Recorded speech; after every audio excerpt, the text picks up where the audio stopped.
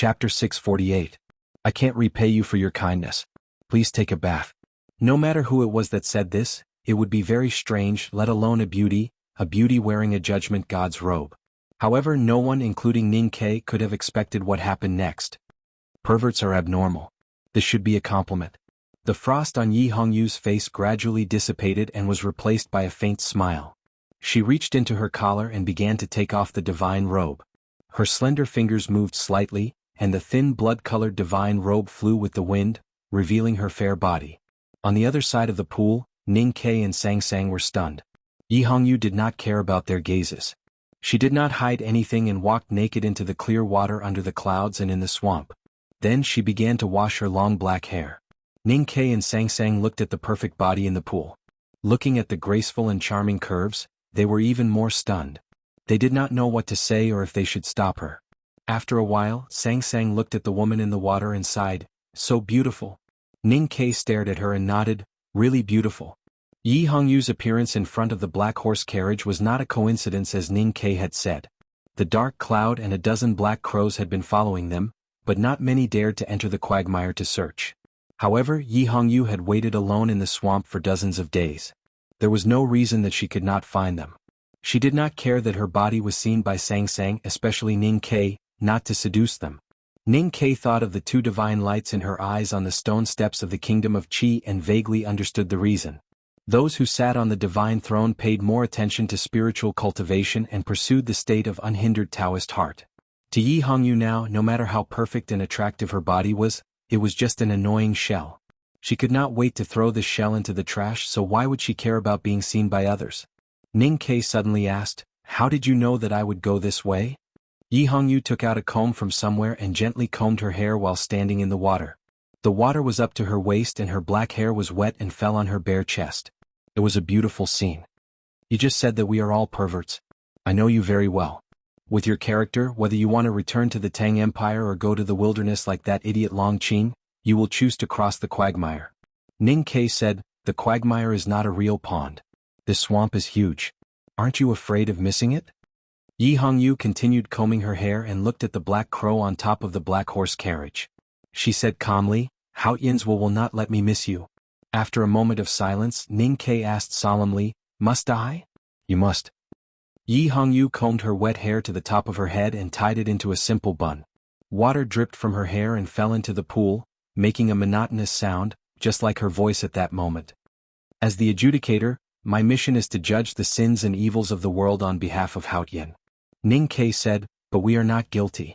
Yi Hongyu said, "It was already beyond my expectations that you could escape from Chaoyang City. It is not hard to imagine that you have killed many people in the process." Ning Ke said, "If others want to kill me, I will kill them." Yi Hongyu said, "If you don't care about her, who would dare to kill you?" Ning Ke said, "Idiot, she is my wife." Yi Hongyu frowned slightly and asked, "Even if your wife is the daughter of Yama?" Ning Ke said, "Even if she is the daughter of Yama, she has never done evil." Yi Hongyu said, "I heard that Mr. First said the same thing in the Lank Temple. It seems that everyone on the second floor of the academy is like this. Don't you think it is hypocritical?" Ning Ke said, "All right, I am not the eldest brother. It is not convincing for me to say such things. But she is still my wife. Even if she is guilty of many crimes, can I not care about her?" "That makes sense. But this is your reasoning as a man, not the reasoning of the human world. Sacrificing one person to save the whole world. Is this the reasoning of the human world? I believe that both the chief preaching monk and Master Chi Mei are willing to die with Sang Sang. But you are not such a person." Yi Hongyu said, "That is right. My existence is the most important thing. Whether your wife dies or not is not enough for me to die with her. If the underworld really invades in the future, I will fight with Yama before I die. My life will not be in vain. But this does not affect me from trying to kill her." "What? She is the daughter of Yama. This is the original sin." "There is no original sin. It is only about interest. It involves the interests of most people and the whole of the human world. So in your eyes, this is an unforgivable sin. Do you only understand now what is good and evil and what is merit and sin? In the first place, this has nothing to do with morality and morality. It's only about benefits. If it's beneficial to the world, it's good, and if it's not beneficial, it's evil. If it's beneficial to more people, it's great good, and if it's not beneficial to more people, it's evil. But now that you are the great divine priest of West Hill, you do not have to follow this rule. That is right. We are the people who make the rules. We are the shepherds. But when someone threatens the sheep or even the whole grassland, we will also follow this rule. If so, how can Haotian Taoism say that the academy is hypocritical? Yi Hongyu looked at him and said calmly, Haotian Taoism is hypocritical. I have never denied that. But the academy always thinks that you are not hypocritical. That is why I say that you are hypocritical. Ning Ke looked at her and suddenly said, herding sheep for 10,000 years and eating mutton in different ways, you will always get tired of it. Have you ever thought of changing your way of life? For example, hunting in the mountains. Yi Hongyu looked at him quietly and did not speak. Ning Ke said again, the underworld invasion must be a spectacular scene. For countless years, only our generation has the chance to see it. Don't you want to see the everlasting night coming to the human world? Yi Hongyu said, I want to see it, but I cannot go against Haotian's will. Ning Ke said, please, you have never heard Haotian speak. Maybe he has been lonely in heaven for tens of thousands of years, hoping that Yama will find this place and fight with him. If you kill me in Sang Sang, Yama will never find the human world. Haotian will die alone and suffer more than a bitter gourd. He knew that the woman in the pond was very scary. The scariest thing was that they were the same kind of people, but Yi Hongyu's cultivation state was always higher than his.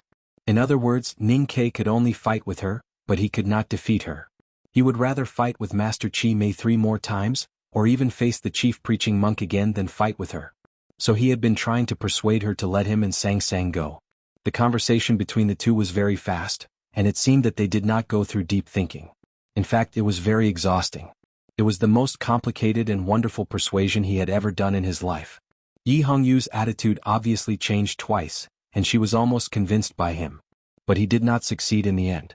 Yi Hongyu walked to the shore, and water droplets slid down her smooth body. Since you are sure that you don't want Yama to find the human world, then you can't kill Sang Sang. Ning Ke stared at her naked back, and his eyes brightened without any frustration. He continued, the headmaster said that if anything happens to Sang Sang, the imprint in her body will be released, and Yama will know the location of the human world. Yi Hongyu gently wiped her body, and without turning around she said directly, the headmaster would not say that. Ning Ke said, this is what the headmaster asked eldest brother to tell the chief preaching monk. Yi Hongyu began to put on her clothes. The process of putting on clothes, which would have been embarrassing for ordinary beauties, was still pleasing to the eye. If this was really the headmaster's idea, he would have brought you and Sang Sang back to the academy, or to the ends of the earth. Why would Mr. First need to run around so tirelessly? Ning Ke did not know that after he left Chaoyang City, eldest brother and the chief preaching monk of Shenkong Temple had a similar conversation in the White Tower Temple. The chief preaching monk's idea was exactly the same as Yi Hongyu's. When he heard Yi Hongyu's deduction, he could not help but tremble slightly. He had always thought that this was really the headmaster's idea, and he had always regarded it as Sang Sang's last hope. The blood-red divine robe covered with mud returned to Yi Hongyu's body, and the heavy divine crown fell slowly. The beautiful girl who was playing in the pool in the wild suddenly turned back into the terrifying great divine priest of judgment. The black crow cawed on top of the horse carriage. It was unpleasant and ominous. Ning Ke's expression was extremely ugly and he shouted, shut up. The black crow was quiet for a moment, and then it began to caw again. Ning Ke laughed at himself, shook his head and ignored it. He held Sang Sang in his arms, and looked up at the thick dark clouds in the sky with a trace of sadness on his face. This sadness was very faint and it was very real. It was definitely not faked. Yi Hongyu looked at the other side of the river quietly, and felt his real fatigue, sadness and confusion. She subconsciously felt some sympathy and looked up at the dark clouds in the sky. However, the moment she looked up, she suddenly felt that something was wrong. It was not a warning. Her Taoist heart did not give any warning, which meant that everything was normal. However, there was still something wrong. She suddenly thought that a person like Ning Ke might be sad, but he should not be before the battle because any extra emotions would not be good for the battle. He should know this very well. The most important thing was his self-deprecating smile. Even if he had experienced too many things in the past 2 years, and he could not suppress his emotions, he should not laugh at himself. Because when self-deprecating smile and sadness were combined, it would mean that he had given up. Yi Hongyu firmly believed that she would not be depressed no matter what situation she faced. No matter how strong the enemy was, she would not give up until the end of the battle, and he would not give up either. This was what was wrong. Yi Hongyu looked away. She looked at the other side of the river. An iron bow appeared in Ning Kei's hands, which had been empty all this time. The bowstring was already taut, and it was suddenly loosening. The dark iron arrow had just left the bowstring, and a white turbulence was forming at the end of the arrow. Behind the iron bow, Ning Kei's calm face looked extremely cold. Yi Hongyu knew that death would come soon, and it was even destined to come. At this moment she finally understood that what Ning Kei had been doing was not the most exhausting, complicated and exciting persuasion in his life. It was the most exhausting, complicated and exciting arrow in his life. This chapter is well written. See you all tomorrow. To be continued. If you like this work, please come to Chidian.com to vote for me. Your support is my greatest motivation. Chapter 649. In the face of death, Yi Hongyu's pupils did not shrink, nor did she scream. Whether it was the shrinking of her pupils or the vibration of her vocal cords, it all required strength and time, and it was meaningless. She knelt down towards the other side of the pool. When her knees bent slightly, the iron arrow was already in front of her. She was the Tao addict who knew everything. However, she could not find a method faster than the iron arrow among the thousands of methods. At this moment, her eyes suddenly brightened. In the depths of her eyes, the divine starlight that Ning Kei had seen before burned, as if her soul was burning like firewood. The two balls of burning divine starlight shot out from her eyes and became two extremely bright mirrors of light. The dark iron arrow hit the mirror, and it suddenly broke, turning into countless floating sequins. The gorgeous divine crown broke, and the 13 bright gems were shaken into powder. The golden crown bloomed like a chrysanthemum in autumn, turning into countless dense silk petals and then dispersed. Yi Hongyu knelt on the wetland by the shore. Blood flowed from her temples and flowed down her cheeks, dripping in front of her. She looked very embarrassed and even a little pitiful. Her injuries looked terrible on the surface, but the real serious injury was inside her body. In order to find a chance of survival under the iron arrow, the divine starlight in her eyes burned out. The divine starlight after becoming the great divine priest was used up just like that. The price she paid could be said to be heavy, and her Taoist heart was seriously damaged. She had seriously injured the great divine priest of judgment of the West Hill Divine Palace the first time she attacked. No matter how one looked at it, it was something to be proud of. Even second brother Junimo would be satisfied with it. But Ning Kei was not satisfied. He looked at Yi Hongyu who was covered in blood on the other side of the pool. He was even very disappointed and regretful because he knew that he could no longer attack like the first time. Understanding and understanding were not only used to describe lovers, it could also be used to describe two very similar enemies such as him and Yi Hongyu. Ning Kei was very clear that if he wanted to defeat Yi Hongyu, the fighting methods that he was good at would not be effective. Psychological attacks such as showing weakness or intimacy were even more meaningless. So he did not show weakness, nor did he really beg for mercy. He calmly used the shameless attitude that Yi Hongyu was very used to reason and persuade her as an equal. Those words were not psychological attacks, but they were also psychological attacks. He wanted Yi Hongyu to see him as a kindred spirit, a person who was qualified to discuss with her, and then she would feel the same way. When he looked up at the sky with Sang Sang in his arms, he could temporarily make a loophole in Yi Hongyu's mind. That loophole really appeared, but it was still very difficult to take it. In Chaoyang City he shot at Luo Kadi through the courtyard door. Luo would be alarmed, let alone Yi Hongyu. Therefore, when Yi Hongyu looked up at the dark clouds in the sky, Ning Kei calmed himself down with Zen and drew the bow with the emblematic gesture of the Buddhism sect that he had comprehended in the Lank Temple.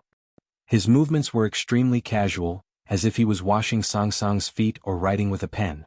It was extremely ordinary. There was no killing intent, so naturally there was no leakage of killing intent. Sang Sang had already prepared the iron bow and iron arrows for him. Ning Kei had spent so much effort and made so many preparations, but nothing went wrong. Ning Kei's arrow was extremely brilliant.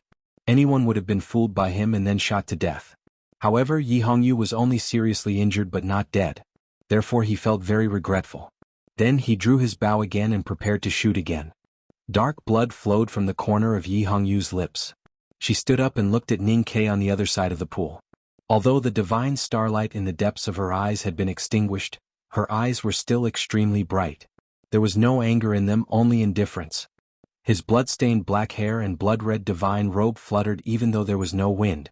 Ning Kei pulled the bow and aimed at her body, but found that he could not aim at her at all. That was because the dancing black hair and the thin and fluttering divine robe created countless shadows in the air. He did not know which shadow was the real one.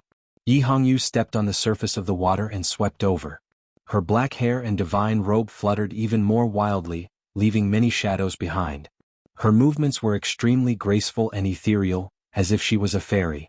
At this time, the fog on the surface of the pool had long dissipated, and the field of vision was wide and clear. But when she appeared on the surface of the water, all the light in the world seemed to be absorbed by her and suddenly became dim and blurry. Perhaps it was because of the terrifying power of the iron bow in Ning Kei's hands. She did not choose to attack directly. Instead, she danced on the surface of the pool, using the shadows and the aura of heaven and earth to hide her real whereabouts. Ning Kei looked at the front of the arrowhead. His arms were as steady as a mountain and he kept changing directions. He stared at the charming figure that moved forward and backward on the surface of the pool, not daring to relax at all. The situation seemed to be in a stalemate, but he knew that he was in a very disadvantageous position because he could not lock onto her position. After aiming for a long time, he felt that his sense of perception was being dragged by the shadows of Yi Hongyu's black hair and blood-red robe. His chest and abdomen were uncomfortable, and his face gradually turned pale. After entering the knowing destiny state, one could truly understand and master the rules of the circulation of the qi of heaven and earth. He could clearly feel that Yi Hongyu's body seemed to have melted into the aura of heaven and earth on the surface of the pool, like a fish in the water regaining its freedom. There was no way to lock it, so he could not shoot the arrow. Yi Hongyu, you are indeed powerful to be able to break my primordial 13 arrows in one move. Ning Kei thought to himself as he aimed at the figure on the surface of the water. The situation was very clear, so there was no need to waste his efforts. Without hesitation, he let go of the iron bow in his hand and reached out to grab the hilt of his knife, pulling out the heavy padao.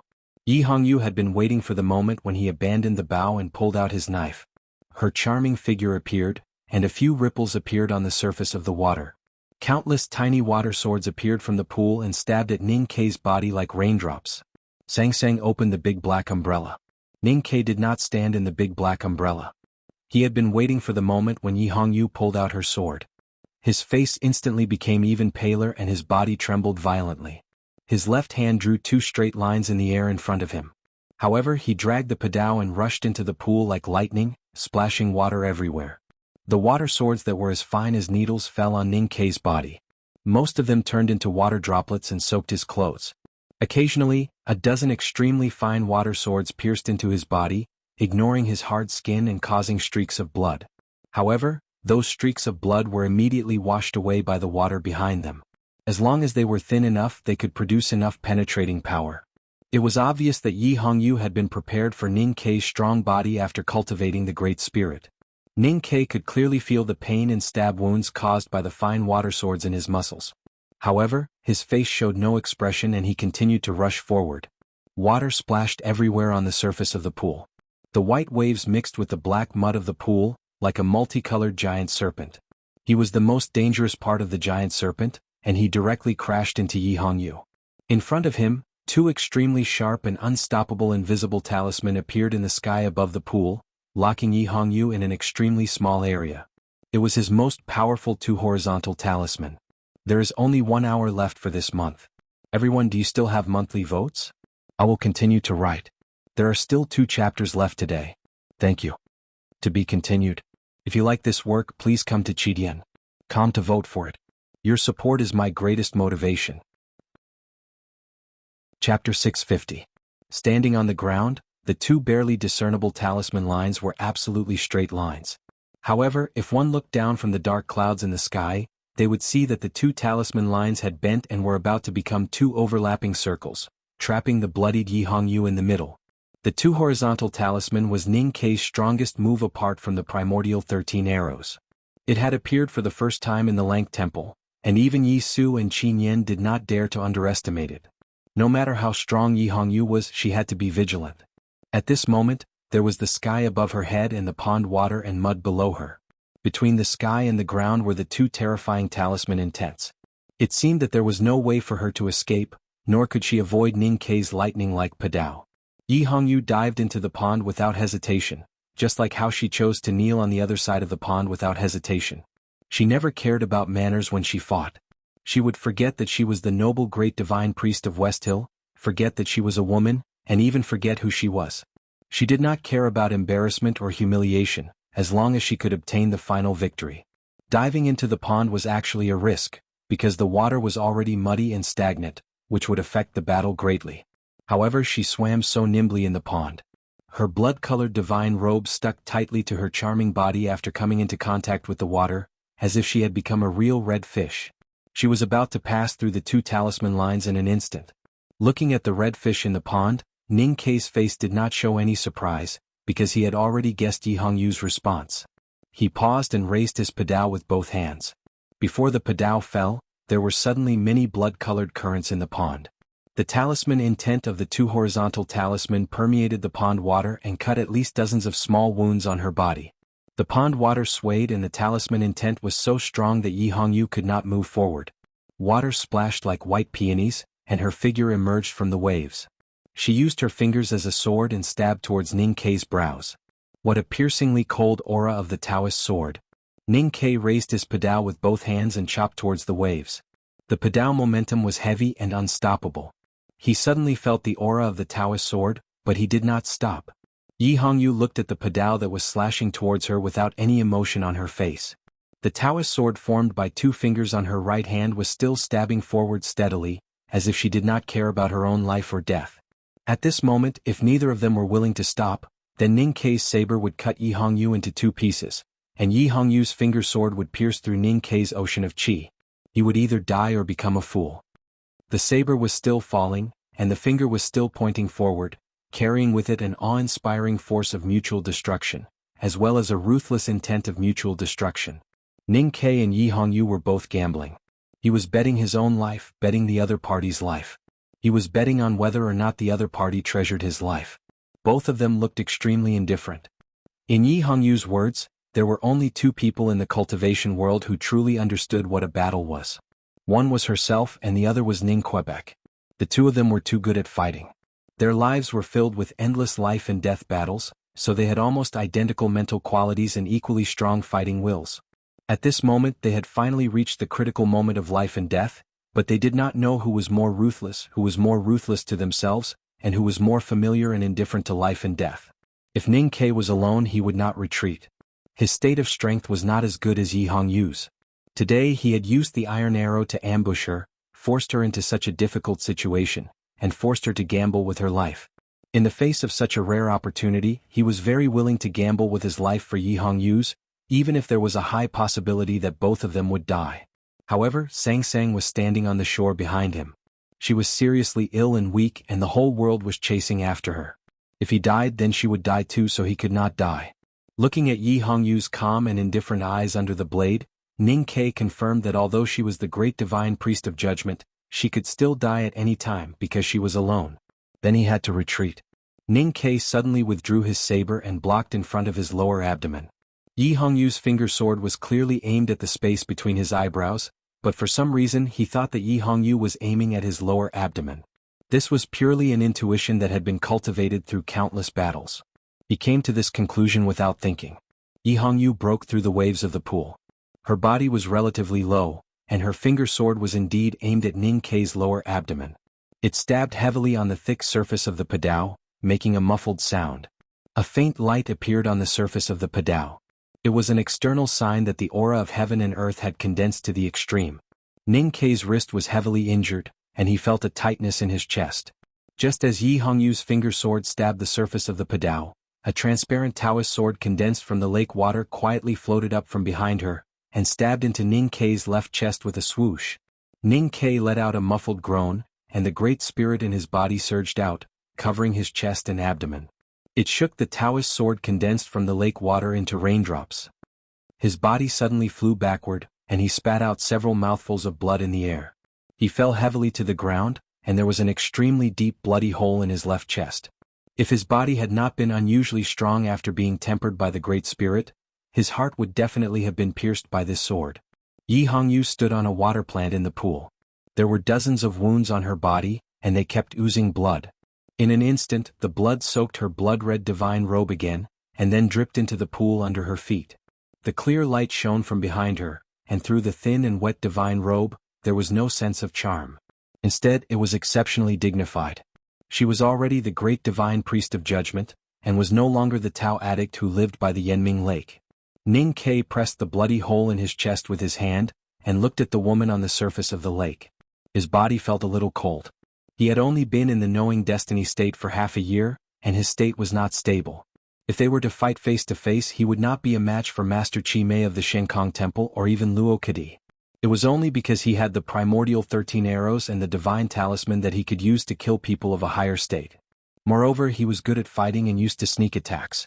That was why he had such achievements.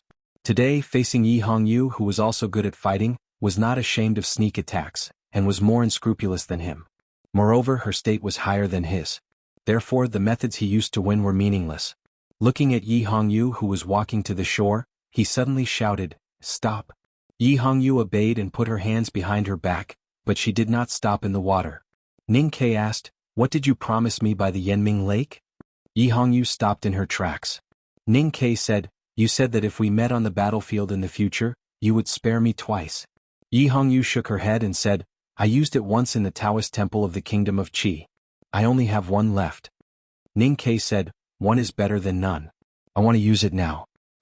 "Okay," Yi Hongyu answered concisely. Then she looked at Sang Sang behind him and said, "Then I will kill her." Ning Ke's expression changed slightly. He looked at her and said seriously, "What's the difference between killing her and killing me?" Yi Hongyu thought for a while and said, "It does make sense." She stopped attacking and began to meditate. Recovering her psyche power had consumed a lot. Ning Ke was slightly relieved. Yi Hongyu said, "You are indeed much stronger than before. But I still don't understand how you could escape from Chaoyang City. Even if you could use the primordial 13 arrows to sneak attack the monks in the Shenkong Temple, you would not be able to defeat Chi Mei when they started paying attention."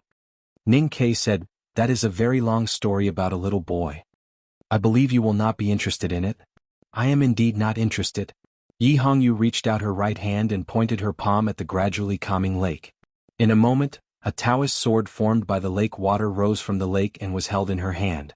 She looked at Ning Ke and said, "I am more interested in killing you."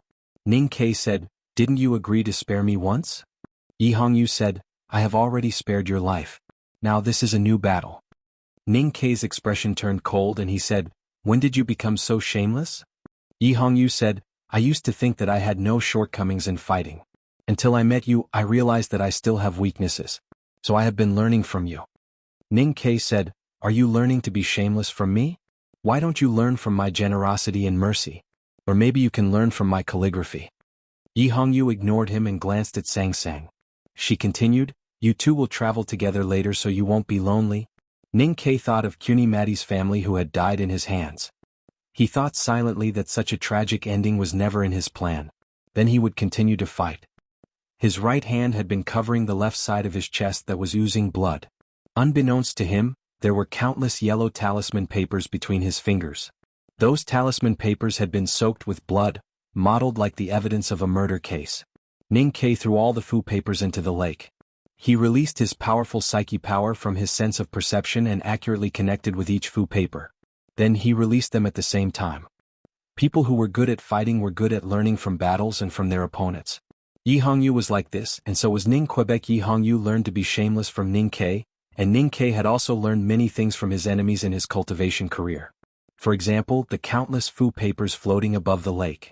This was what he had learned when he assassinated Gu Shi, the most powerful military counselor under Xia Ho in Tiang City. Later he used this method to deal with Xia Ho in the house by the Yanming Lake. In a very short period of time, countless Taoist talismans were released. It seemed to happen at the same time, but in fact, the sequence of each Taoist talisman was carefully calculated.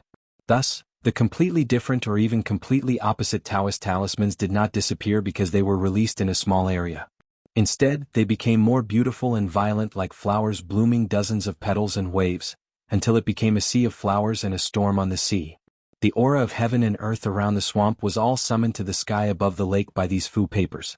Countless turbulence collided with each other and kept entangling and pressing against each other, directly cutting off Yi Hongyu's connection with the aura of heaven and earth. This was a very clever and magical talisman Taoism method. But for Yi Hongyu, who had a high state, it could only trap her for a moment and not kill her. Therefore she was not afraid even though she was alert. However, at this moment, Sang Sang, who had been standing quietly by the lake and watching Ning Ke and Yi Hongyu talk, quarrel, fight, and kill each other sinisterly as if she was an outsider, suddenly moved. The big black umbrella was opened. She held the handle and turned the umbrella to face Yi Hongyu. Then she shone brightly. There is one more chapter. Try to finish it before 3 o'clock. To be continued. If you like this work, please come to Chidian.com to vote for it. Your support is my greatest motivation. Chapter 651. Holy Haoyan's divine light gushed out from Sangsang's body.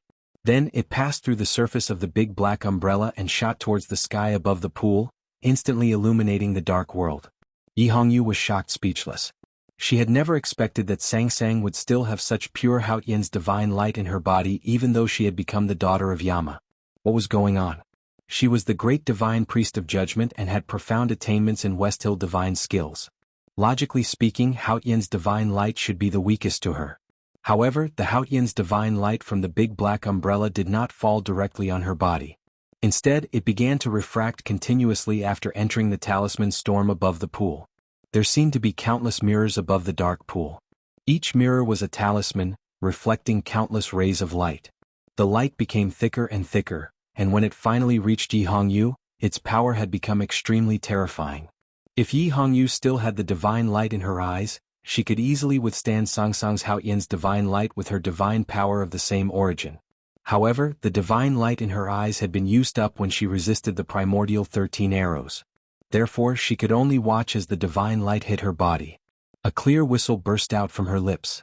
Countless flames seeped out from under her divine robe. The flames had no temperature and were actually black. It was the legendary fire of judgment. Haoyan's divine light collided with the fire of judgment. A thunderous sound exploded above the pool. Yi Hongyu's body was shaken and fell to the other side of the pool. Her blood-colored divine robe fluttered in the air like a flag.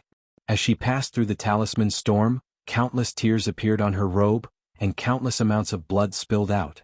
On the shore beside the pool, Sangsang held the handle of the big black umbrella tightly with her eyes closed. Her face was very pale. After confirming that Yi Hongyu had been beaten back, she relaxed and spat out a mouthful of thick black blood. Ning Ke had no time to worry about her. He did not even have time to pick up the iron bow on the shore. His feet stepped heavily on the mud at the bottom of the pool and his body broke through the water, pouncing on the falling Yi Hongyu. Yi Hongyu fell into the swamp at the back of the pool and splashed up a bit of fishy water. Her body slid along the moss for several feet before stopping. Her blood immediately stained the ground.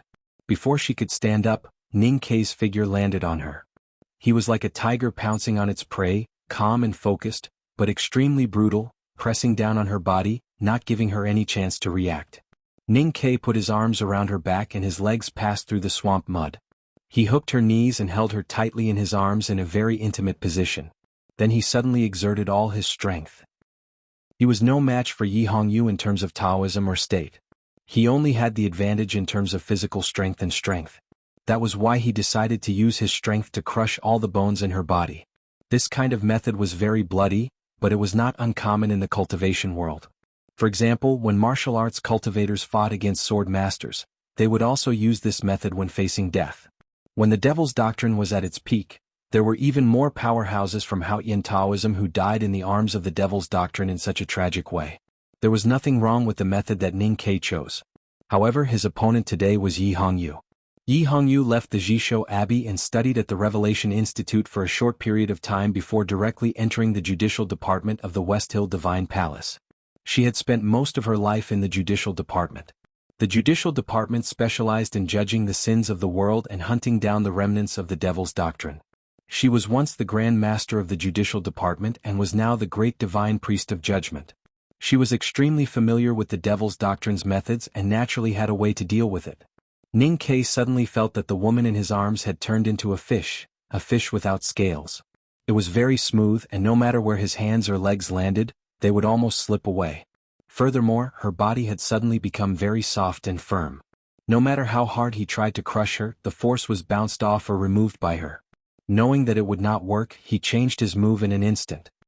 His left hand grabbed the collar of the robe tightly, and he lifted his left knee, viciously kicking the private part between her legs. However, Yi Hongyu's reaction was as fast as lightning. She rolled in the swamp, and the robe on her immediately loosened. She escaped Ning Ke's control and coincidentally avoided his knee attack. She stretched out her two fingers, and two sharp sword styles pierced through the air towards Ning Kei's most vulnerable eyes. Ning Kei lowered his head and used his forehead to block the attack. His feet stuck into the muddy ground of the swamp and he stepped forward. The padao that had been hanging on his right wrist with a straw rope swung with the momentum and slashed towards Yi Hongyu's throat. Yi Hongyu stabbed her hands into the mud and used her left hand to roll again. Her robe was completely scattered, and she lifted it up like lightning, wrapping the padao in it. She dug out a ball of mud with her right hand and smashed it towards Ning Kei's face. Ning Kei dodged the mud ball and his padao moved forward again. Yi Hongyu summoned her Taoist sword and stabbed it towards the back of his head. In a flash, the two of them had fought for countless rounds in the swamp. The swamp was full of soft mud, which had a serious impact on both of them. Ning Kei relied on the strength of his body to attack at close range, while Yi Hongyu displayed her battle awareness perfectly. She did not miss any opportunity and used thousands of Haotian Taoism skills, each aiming to kill him. Yi Hongyu's robe fell off and had long been shredded into pieces. Ning Kei's clothes on the upper half of his body had also been cut into pieces by the Taoist sword. The two naked bodies entangled and twisted, sometimes separating and sometimes approaching each other. It seemed like an erotic scene. However, both of them were bleeding profusely, and they were covered by the black and smelly mud. The wind of the blade and the sword styles were so sharp that one of them could die at any time. It had nothing to do with erotic scenes. You have Sang Sang with you. You dare not die with me, so you must die first today. You don't even wear underwear, but you didn't forget to bring a comb. You still care about your body, so you are not strong enough, at least not strong enough to make me despair. In the depths of the swamp, the fog quietly arrived and then dispersed in fright. Amidst the shallow mud and moss, two people covered in mud kept fighting and shouting, like two capybaras in a bloody fight. A water mirror suddenly appeared in front of Ning Quebec. The material of the water mirror was from the ground. The dirty water mixed with moss fell on his face and immediately cut off his five senses. Taking advantage of this moment, Yi Hongyu's two slender fingers coldly stabbed into Ning Kei's left chest, right into the circular bloody hole made by the Taoist sword. The sword style exploded. Ning Kei felt a sharp pain in his chest. He felt as if his heart would split in the next moment. He howled in pain and broke the water mirror covering his face. His right fist carried the Great Spirit and fiercely punched towards the opposite side. Yi Hongyu's left hand seemed to be waving casually, but it contained the secret of the cloud hand of the Qingyun Temple of the Kingdom of Song. After such a long and dangerous battle, she finally found a chance to kill Ning Quebec. How could she not be prepared for Ning Kei's critical attack before he died? However, at such a critical moment she forgot a very important thing. The most powerful power of the cloud hand Taoism of the Qingyun Taoist Temple in the Kingdom of Song should be hidden in the sleeves. It was called the cloud sleeves. Right now she was naked from head to toe, so where was she going to find a sleeve? Logically speaking, Yi Hongyu should not have made such a low-level mistake with her rich fighting experience. However, she had never fought naked like a child in the mud. Without the wind of the sleeves, the power of the cloud hand of the Qingyun Taoist Temple was greatly reduced. Ning Kei's right fist carried the Great Spirit and easily broke through the cloud momentum of her left hand. Although it was slightly weaker, it still hit heavily on her left chest. His fist landed on her chest, sending the mud flying and revealing her fair skin. Traces of blood seeped out from the edges, and several of her ribs were broken. Yi Hongyu let out an angry and painful howl. The sword style on her finger that was stuck in the bloody hole in Ning Kei's chest grew stronger and deeper. Blood was squeezed out from the edge of her finger. Ning Kei felt as if his heart had been struck by lightning. His face suddenly turned pale and the strength in his body was about to disappear. He raised his left hand and held Yi Hongyu's right wrist tightly. He loosened his right fist and clenched it. He grabbed her fiercely and pulled her into his arms. Then he lowered his head and bit her muddy neck. After the slightly fishy smell of the swamp water, there was the slightly fishy but somewhat sweet smell of blood. At this moment, Yi Hongyu's left hand fell with the wind and was about to fall on top of his head. Once it fell, he would die. Yi Hongyu could clearly feel her neck being bitten. She could even feel her blood being sucked away. She thought of what had happened in the front gate of the Devil's Doctrine many years ago. Her face suddenly turned extremely pale. The fear that had been suppressed for many years appeared in the deepest part of her eyes and then occupied her body and mind. Along with the pain in her neck, her sense of perception scattered and her body weakened. She finally believed that Ning Kei was not using this method to scare her. He really knew this evil Devil's Doctrine skill. However, the fear in her eyes suddenly turned into absolute calmness, shining like a gem. At this moment Yi Hongyu's right hand was stuck in Ning Kei's chest, only half an inch away from his heart. Her right hand fell on the top of his head as if she was caressing him. Ning Kei's right hand held her tightly and seemed to be extremely passionate. His head was pressed against her neck as if he was kissing her. The scene was very intimate with Yama. Ning Kei could feel the change in her aura. He thought that this terrifying woman had decided to forcefully lower her state without hesitation like she did in the past in exchange for her life and the death of her opponent. Therefore he stopped sucking blood and said in a slightly hoarse and unclear voice, "I am not Lotus. There is no need to kill me at the price of lowering your state. Can we stop fighting?" There was no emotion on Yi Hongyu's face. She said indifferently, "You actually learned Tao Tai. There is no reason for me to let you live." Ning Kei recalled the scene in front of the Red Lotus Temple and the process of learning Tao Tai. He smiled bitterly and murmured, "But I have never used it." Then, his lips slowly left her neck and he straightened his body. Yi Hongyu's fingers slowly left his heart. Ning Kei fell back into the swamp tiredly. He moved back half a foot and looked at her. He said, "I admit that I am indeed no match for you. We will fight again after I rest." There was muddy water, blood, and a thin golden thread between his lips. Yi Hongyu looked at him and said, "If you had continued to bite me, you would have been dead." She moved her fingers slightly and the golden thread on Ning Kei's lips flew to the ground and disappeared into the ground. Ning Kei only then noticed that there were many faint golden threads in the wounds on Yi Hongyu's body. He could not help but be shocked and asked, "What is this?" Yi Hongyu said, "When I came back from the wilderness, I buried 72 golden threads in my body. Each golden thread is a sword. If anyone wants to bite a piece of flesh from my body, he will definitely regret it." To be continued. If you like this work, please come to Chidian.com to vote for me. Your support is my greatest motivation. Chapter 652. The golden thread was very thin and tough. There was only one way to bury it in a person's body, and that was to sew it in with a needle. The process must be very painful. Who would torture themselves like this if they had no other choice? Ning Kei looked at Yi Hongyu and said, "It seems that the West Hill Divine Palace has accepted Long Qing again." Yi Hongyu said, "What does this have to do with Long Qing?" Ning Kei said, "Only Long Qing knows that I know Tao Tai. That's why you buried the money in your body." Long Qing knows that you know Tao Tai? He didn't tell the Divine Hall. Yi Hongyu frowned slightly and said, "I told you that burying the money was something I did after I returned from the wilderness a few years ago." Ning Kei was a little surprised and said, "Lotus was already dead then. Why did you endure so much pain and bury the money in your body?" Yi Hongyu said, "Because I was always ready for someone to eat me." Ning Kei was silent for a long time and then said, "You're really crazy." He moved back a little to make sure that the blood on his chest had coagulated. He loosened his palm and held the hilt again. Yi Hongyu used mud to cover the wound on her shoulder and neck and then calmly raised her head. Their gazes met again in the dark swamp, and they both understood the meaning in each other's eyes. No matter how valiant and fearless a warrior was, after being so close to death like the two of them, they would definitely be immersed in intense fear and longing for life. Instinctively, they would have the thought of avoiding each other and avoiding death. At the very least, they would need to rest for a long time before they could muster up the courage to fight again. But Ning Kei and Yi Hongyu were not like that. He knew that Yi Hongyu would not let them leave alive, and Yi Hongyu knew that he would not give up easily. Therefore, a bloody and intense battle was about to begin. Yi Hongyu suddenly looked in front of her. Her bare feet stepped into the muddy water. Her white, jade-like toes were painted red. At this moment, they were soaked in the muddy water and had turned white.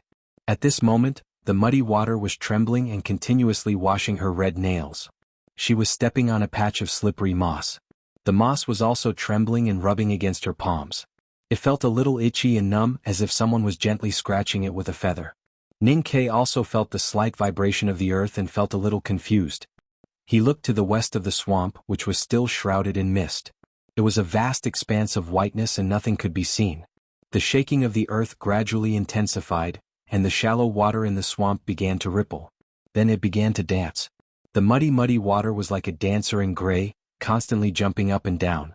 Under the moss on the surface of the swamp, an arch suddenly appeared. It extended from the edge of the mist in the west all the way to the front of them. A black shadow scuttled around and it turned out to be a smooth capybara. Then dozens or even more arches appeared under the mossy plain. Countless capybaras clung tightly to the swamp ground, fleeing in horror towards the east, as if there was something extremely terrifying behind them. However, the strange thing was that not a single capybara tried to drill into the depths of the swamp. Anything in large numbers would look very scary, not to mention a group of extremely ugly fellows covered in greasy hair and mud. It was even more hair-raising. Although Ning Kai and Yi Hongyu were not afraid of these poisonous capybaras, they subconsciously took a few steps back and made way for them. The surface of the swamp shook more and more violently. The moss kept rolling and the muddy water kept jumping. The muddy water was like rainwater on a drum, and there was no time for it to rest. When hundreds of capybaras passed through in horror, more beasts rushed out of the mist in the west and fled towards the east. The most terrifying scene was the scene of at least tens of thousands of mud rats, squeaking and running away. Ning Kai even saw 2 snowfield direwolves among the fleeing beasts. The snowfield direwolves lived in the cold regions of the far north and were the overlords of the cold regions. As the hot sea gradually froze and the desolate men moved south, they followed them. In the past 2 years, they had become the most terrifying beasts in the depths of the wilderness, and their reputation had even spread to the central plains. However, at this moment, the snow-colored fur of the 2 giant wolves was covered with mud, and there were several extremely terrifying bite marks on their backs. They looked extremely tired and timid, and did not look as terrifying as the rumors had said. The number of fleeing beasts increased and covered the entire surface of the swamp that was not covered by the mist. Yi Hongyu was the great divine priest of judgment, and Ning Kai was also a powerhouse. However, facing such a large number of fleeing beasts and facing the wrath of nature, they did not dare to act rashly. At the beginning, when hundreds of capybaras appeared, the 2 of them each took a few steps back, and then they were forced to keep retreating. As a result, the distance between the 2 of them became wider and wider. At the same time, they looked towards the swamp that was covered by the mist in the west, and their expressions gradually became solemn. They silently thought about how could there be so many beasts in the swamp, and what could scare so many beasts into forming a group and fleeing. What kind of danger was hidden in the thick mist? Could it be a legendary ancient wild beast? The earth shook and the sound of hooves was like thunder. The mist in the west of the swamp suddenly became chaotic, and a gray shadow leaped out of the mist and landed heavily on the ground, splashing mud under its hooves. To Ning Kai and Yi Hongyu's surprise, what leaped out of the mist was not an ancient wild beast, nor was it a senior cultivator who lived in seclusion in the swamp. Instead, it was a gray horse. The gray horse was agile and unusually handsome. Its long mane danced around its neck, and it ran on the soft, muddy surface of the swamp like a gray shadow. It was obviously a wild horse. However, no matter how handsome a wild horse was, it was impossible for it to scare hundreds of capybaras, tens of thousands of mud rats, and so many other beasts into fleeing in panic. At this moment, a white figure leaped out of the fog. It was a white mare that was just as majestic. Then dozens, hundreds, or even thousands of wild horses rushed out of the fog. The sound of hooves was like thunder. Under the trampling of countless horse hooves, the entire swamp seemed to be shaking. The horses neighed like roars, and the moss on the ground seemed to be blown away by a strong wind, not daring to rise. The horses were as dense as the sand in the wilderness. In an instant, the fog in the west was broken into strands, and even the thick fog was rolled up and rushed over. The Tang Empire was rich in cavalry. However, Ning Kai had never seen so many horses in his life, and Yi Hongyu had never seen them either. Such a powerful rush of horses frightened them, and they finally understood why the beasts had fled so miserably.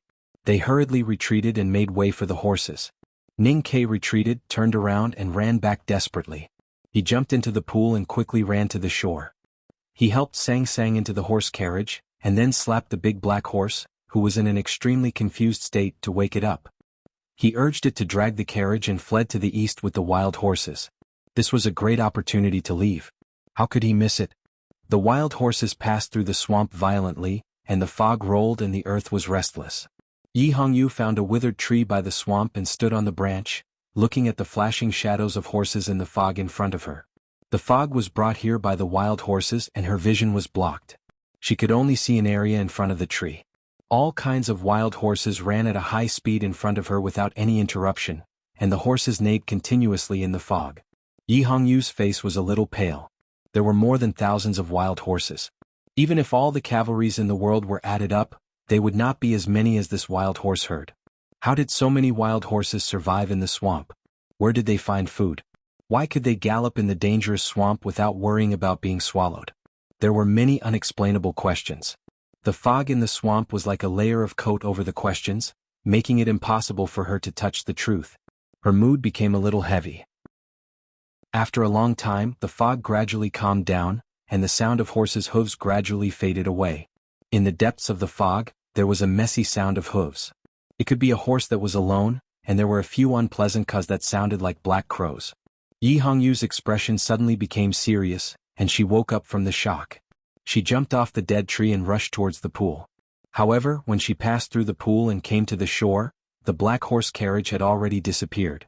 On the ground by the pool there was a dress. Yi Hongyu looked at the dress and did not say anything. She knew that it was left for her by Ning Kei and Sang Sang. The black horse carriage blended into the wild horse herd, rushed into the thick fog and ran wildly towards the east. The horse neighed outside the carriage, and the dense sound of hooves even made people's ears hurt. Although they had escaped from Yi Hongyu under the cover of the wild horse herd, Ning Kei was still very nervous, or even more nervous. This was because he knew that wild horses were very violent, especially such a large herd of wild horses. They could be kings in the wilderness, and they had previously chased the giant wolves and capybaras into a mess. If the wild horse herd refused to accept the big black horse, and especially refused to accept the horse carriage, then the situation would become very dangerous. Fortunately, after the wild horse herd confirmed that the big black horse was their kind and qualified to travel with them, they did not attack them. Only a dozen wild horses nearby looked at the carriage as they ran, and even a young stallion curiously moved its head to the window, as if it had never seen a horse carriage before. When the wild horse herd appeared, the big black horse was very uneasy, because even it had never seen so many of its kind, especially in a geographical environment like the swamp. Therefore, when it merged with the wild horse herd, it behaved very obediently and kept a low profile. However, when it found that it was still faster than the wild horse herd, confidence and pride returned to its body. It raised its head higher and higher and snorted louder and louder. When the young stallion tried to poke its head into the window, it neighed with extreme displeasure. The young stallion neighed back with some dissatisfaction. Ning Kei's heart skipped a beat, and he wanted to kick the big black horse away. Fortunately, the young stallion did not do anything other than neighing. The black horse carriage mingled with the wild horse herd and ran toward the east side of the swamp. They ran for a whole day and night, and the horses only rested twice. Ning Kei wanted to leave, but the carriage was surrounded by black horses and it was impossible to squeeze out. Moreover, he found something strange. The wild horse herd seemed to be able to find the legendary real path when they ran in the swamp, so they did not encounter any danger. Since the wild horse herd was not hostile and could pass through the swamp faster, Ning Kei was certainly willing to go with them. The next morning, the wild horse herd finally ran out of the swamp and came to the wilderness. Under the morning light, green grass gradually grew. The black horse carriage came out of the fog and saw such a beautiful scenery. Ning Kei suddenly felt relaxed. Suddenly, he heard cawing coming from the fog behind him, and thought that these black crows were really haunting him. He angrily scolded, "Shut up!" The cawing still sounded in the fog and it sounded extremely dissatisfied. Ning Kei looked back. The fog gradually dispersed, and 8 unusually handsome horses came out. These 8 horses pulled a Taoish chariot. On the chariot sat a black donkey. It was not the crows that were cawing but the donkey. Send the first chapter here and fight for the next chapter before midnight. To be continued. If you like this work, please come to Chidian.com to vote for me. Your support is my greatest motivation. Chapter 653. The 8 horses were all very handsome. Any one of them was at least as good as the white horse that Chanyu of the Left King's Palace had given to the flower addict years ago. One could imagine how luxurious the sedan must be to have 8 horses pulling it. However, the truth was that the carriage was very shabby. The holes on both sides had been blocked by a few pieces of dead wood, and even if they were successfully repaired, the embroidered cushions on the carriage had long since rotted. No matter how one looked at it, it looked like it had been picked out from a garbage dump. But this was not the point. The point was the donkey on the sedan. The donkey was not big and was completely black except for its mouth. It was lying lazily on the sedan with its 4 hooves pointing to the sky like wooden sticks. There was a basket of yellow fruits on the sedan. The black donkey was chewing one in its mouth. Judging from the crisp sound of juice, it should be rich in juice. In a desolate and uninhabited swamp, there was actually a herd of tens of thousands of wild horses.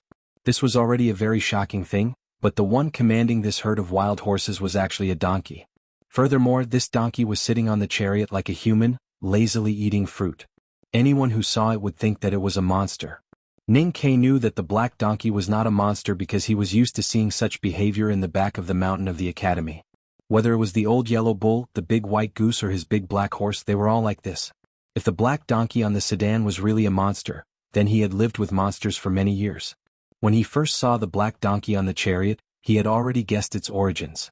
In the back of the mountain of the academy, on the top floor of the House of Red Sleeves, at the bottom of Daming Lake, from Second Brother and Jen and many others, whenever he heard stories about youngest uncle, he would always hear people mention the little black donkey. He became familiar with it after hearing so many stories. Although he had never seen the little black donkey, it had always occupied a place in his heart. He was not afraid at all. He only could not suppress his excitement. He jumped off the carriage and rushed to the shabby sedan.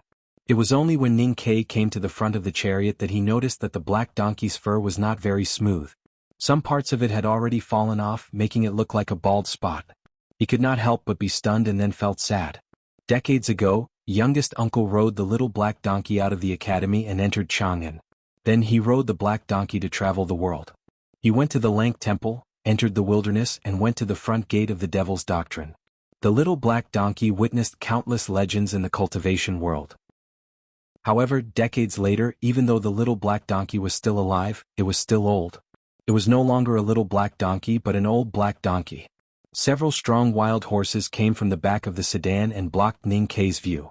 Ning Ke jumped up and waved at the sedan, shouting, "I'm from the academy. I'm from the academy." The old black donkey leaned against the back of the chariot and chewed on his fruit with a lazy expression. He didn't care at all. Ning Ke thought that even if the donkey could understand human language, it would not believe that he was from the academy with just a few words. He could not help but feel that he was stupid. With a slight thought, the crystal liquid floating in the depths of his body rotated slowly. The pure Great Spirit slowly poured into his arm and then dissipated into the air along his fingers. A strong and determined aura suddenly appeared beside the shabby sedan. The black donkey continued chewing on his fruit and still ignored Ning Quebec. It thought mockingly that if it had not discovered that Ning Ke was a disciple of the academy, why would it waste so much effort to save him? It could not even understand this and actually used the Great Spirit to perform like an idiot. How embarrassing. It seemed that the academy was getting worse with each generation. Ning Ke did not understand why the black donkey did not respond, but he understood the mocking expression on its face. He sighed and thought that it was indeed youngest uncle's donkey. It was actually so proud and arrogant. The big black horse stared in the direction of the shabby sedan with its round eyes. It had spent a long time with the old yellow ox in the back of the mountain of the academy. How could it not know about the black donkey? Looking at Ning Ke's expression, it guessed that this was the black donkey. It could not help but feel shocked and uneasy. After thinking about it for a long time, it finally plucked up its courage and walked over. The 8 extraordinarily handsome wild horses saw the way it walked over with its head lowered and felt that it was too sneaky. They neighed solemnly and issued a stern warning. The big black horse was so frightened by the stern neigh that its front legs turned to jelly and it almost knelt down. The black donkey did not want to pay attention to Ning Ke, but it was obviously interested in the big black horse. It cawed twice and gestured to the 8 horses that it was its nephew and asked it to come over. The big black horse moved with great difficulty to the front of the sedan with trembling legs. It was extremely humble and careful as it stuck its head into the sedan and gently rubbed the black donkey's round belly. It stuck out its tongue and licked it. In the back of the mountain of the academy, it had been bullied by the big white goose named Wooden Fish. It thought that the white goose was only a senior brother and the donkey was its uncle. It did not know how to deal with it, so it had to quickly please it. The black donkey hummed twice and seemed very satisfied and comfortable. It clumsily patted the basket beside it with its front hooves and gestured for the big black horse to take some for itself, just like an elder giving snacks to a child. The big black horse understood and was ecstatic. It did not dare to take more and carefully held one in its mouth. Then it bowed its head repeatedly to show its most sincere respect and gratitude. It wagged its rump and tail to please the 8 horses before it trotted away. It returned to the front of the sedan and began to chew happily. The black donkey looked at its silly and shameless behavior and could not help but shake its head. It called softly as if it was sighing. Then it looked at Ning Ke and thought of his silly and shameless behavior when he fought with the shameless Taoist nun in the swamp yesterday. It shook its head again and called softly, looking very disappointed. Ning Ke was a little embarrassed. He thought that the combination of him and the big black horse was indeed a little embarrassing compared to the combination of youngest uncle and the little black donkey in terms of temperament and strength. The black donkey cawed twice. and the 8 horses in front of the sedan raised their heads and were ready to leave. Just as Ning Kai was about to speak, the black crows on the black horse carriage finally could not help but caw with him, looking very happy. The black donkey was furious. It did not care if you were Yama or a broken crow transformed by Haotian. How dare you imitate me and caw again? It was too disrespectful. The black crows were not real to begin with. Ning Kai could not kill them with arrows or talismans. But when they heard the black donkey's caw, they suddenly felt dizzy and did not dare to make another sound in fear. Looking at the broken sedan that was gradually moving, Ning Kai chased after it and shouted, "It's rare for us to meet. We should at least talk more. I'm considered youngest uncle's official disciple. I'm the only one who can use the Great Spirit now. His inheritance should be mine. If you continue like this, I won't be polite to you anymore." The black donkey bared its belly and faced Haotian leisurely. It did not care about Ning Kai at all. Ignoring him was the greatest humiliation. Ning Kai became even more embarrassed and said, "Then how can I find you in the future?" The black donkey still did not respond. Ning Kai said again, "Don't you want to go back to the academy? The headmaster is still alive and so is the old yellow bull. Eldest brother and second brother are not children anymore. They should miss you very much." The black donkey hesitated slightly and turned to look at Ning Quebec. After a moment of silence, it grinned, revealing its white teeth as if it was laughing. Then, with a loud caw, it retracted its left foreleg and pointed its right foreleg to the north. The wild horses that were resting on the meadow raised their heads without hesitation when they heard the donkey's caw. They abandoned the first fresh grass they had eaten in more than 10 days and gathered into a herd to gallop. In an instant, smoke and dust rose and the sound of hooves was like thunder. Countless wild horses covered the entire wilderness and began to gallop at high speed. There was no disorder at all and they seemed to be extremely disciplined like an army. Ning Kai had thought that the black donkey was very funny when it retracted its hoof and stretched out its other hoof. Now, looking at the shocking scene of tens of thousands of horses galloping, he suddenly felt that the black donkey was like a majestic and inviolable general who was reaching out his right hand to guide his army to a target. The wild horses galloped away and the smoke and dust gradually settled.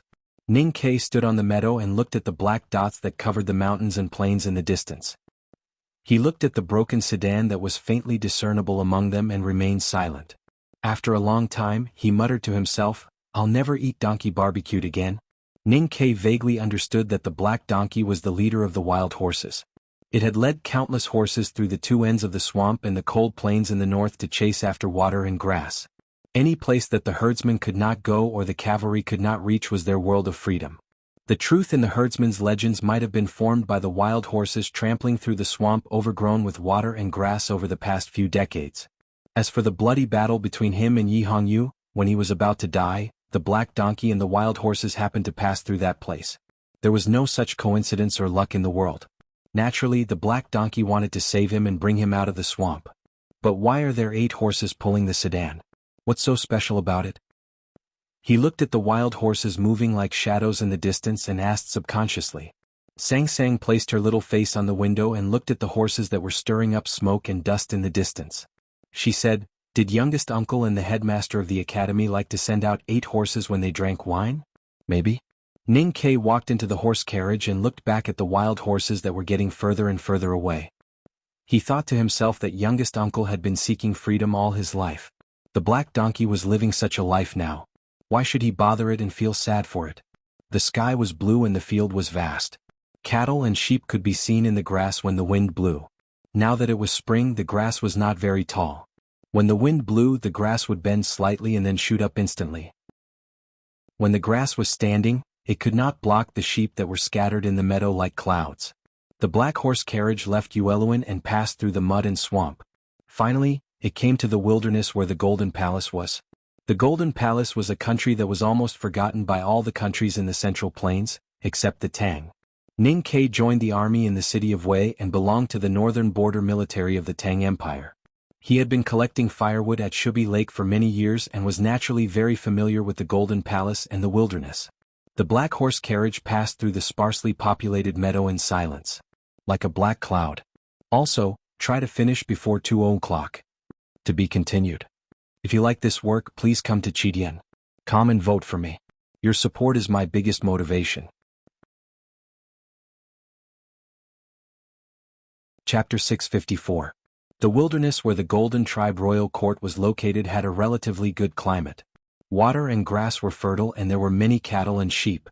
They had lived for thousands of years and had a dense population, forming more than 20 large tribes.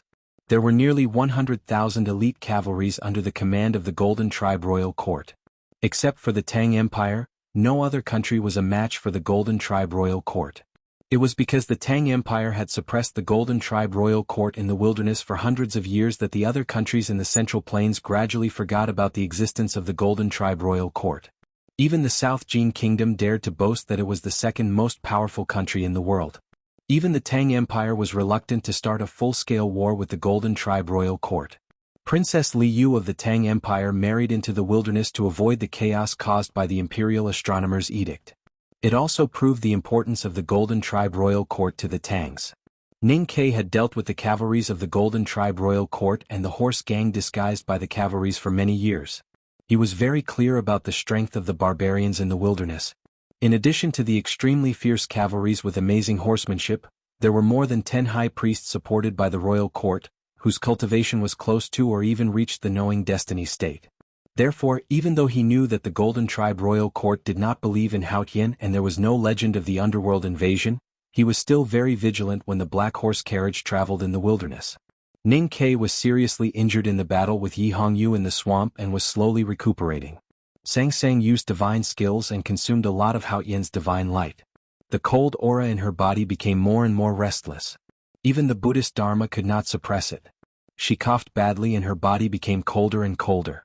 He was very worried about Sang Sang's health and the people who wanted to kill her. Observing the tracks and ruts, he was sure that many cultivators from the Buddhism and Taoism sects had arrived in the wilderness. Fortunately, the sky of the wilderness was covered with dark clouds for several days after leaving the swamp. The dark cloud that had been following Sang Sang blended into the sky and was hard to distinguish.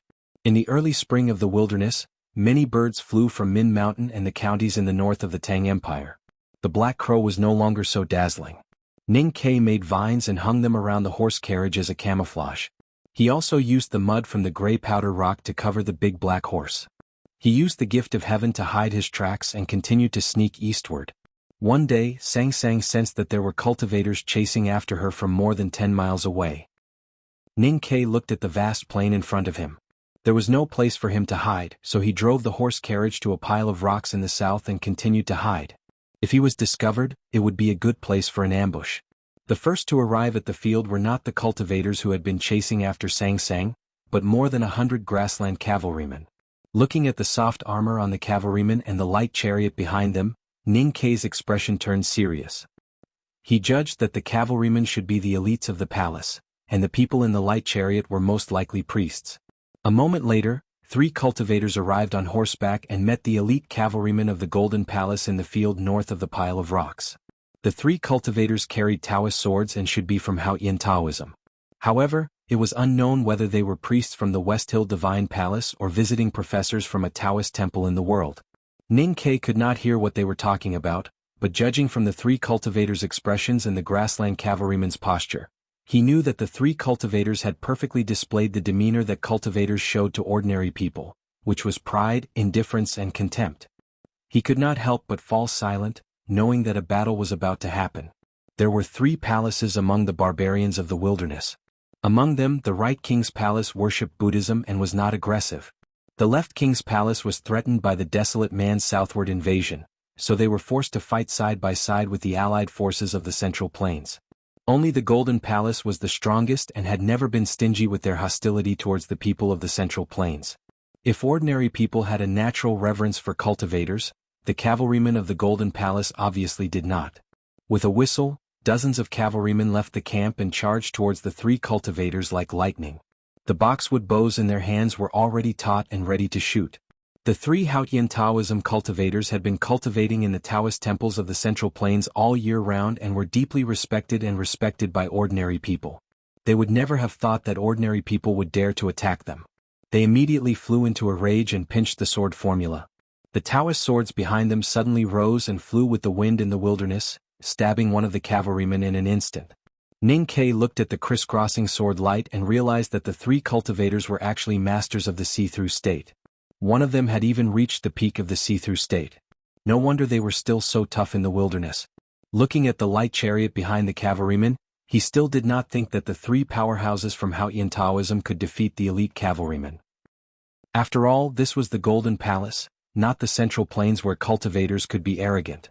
The dozens of cavalrymen who stayed put were the first to shoot arrows. The arrows fell on the three cultivators like rain. One of the cultivators called back his Taoist sword and set up a sword screen in front of him to block most of the arrows. Then, the cavalrymen pulled out short spears from the side of their saddles and threw them again with a deep roar. The short spears were much heavier than the arrows. The dozens of short spears pierced through the air with a shocking momentum. The cultivator pinched the sword formula and kept slashing in the air with his Taoist sword. However, he could no longer block the short spears as easily as he did with the arrows. His Taoist sword was even trembling from the attacks.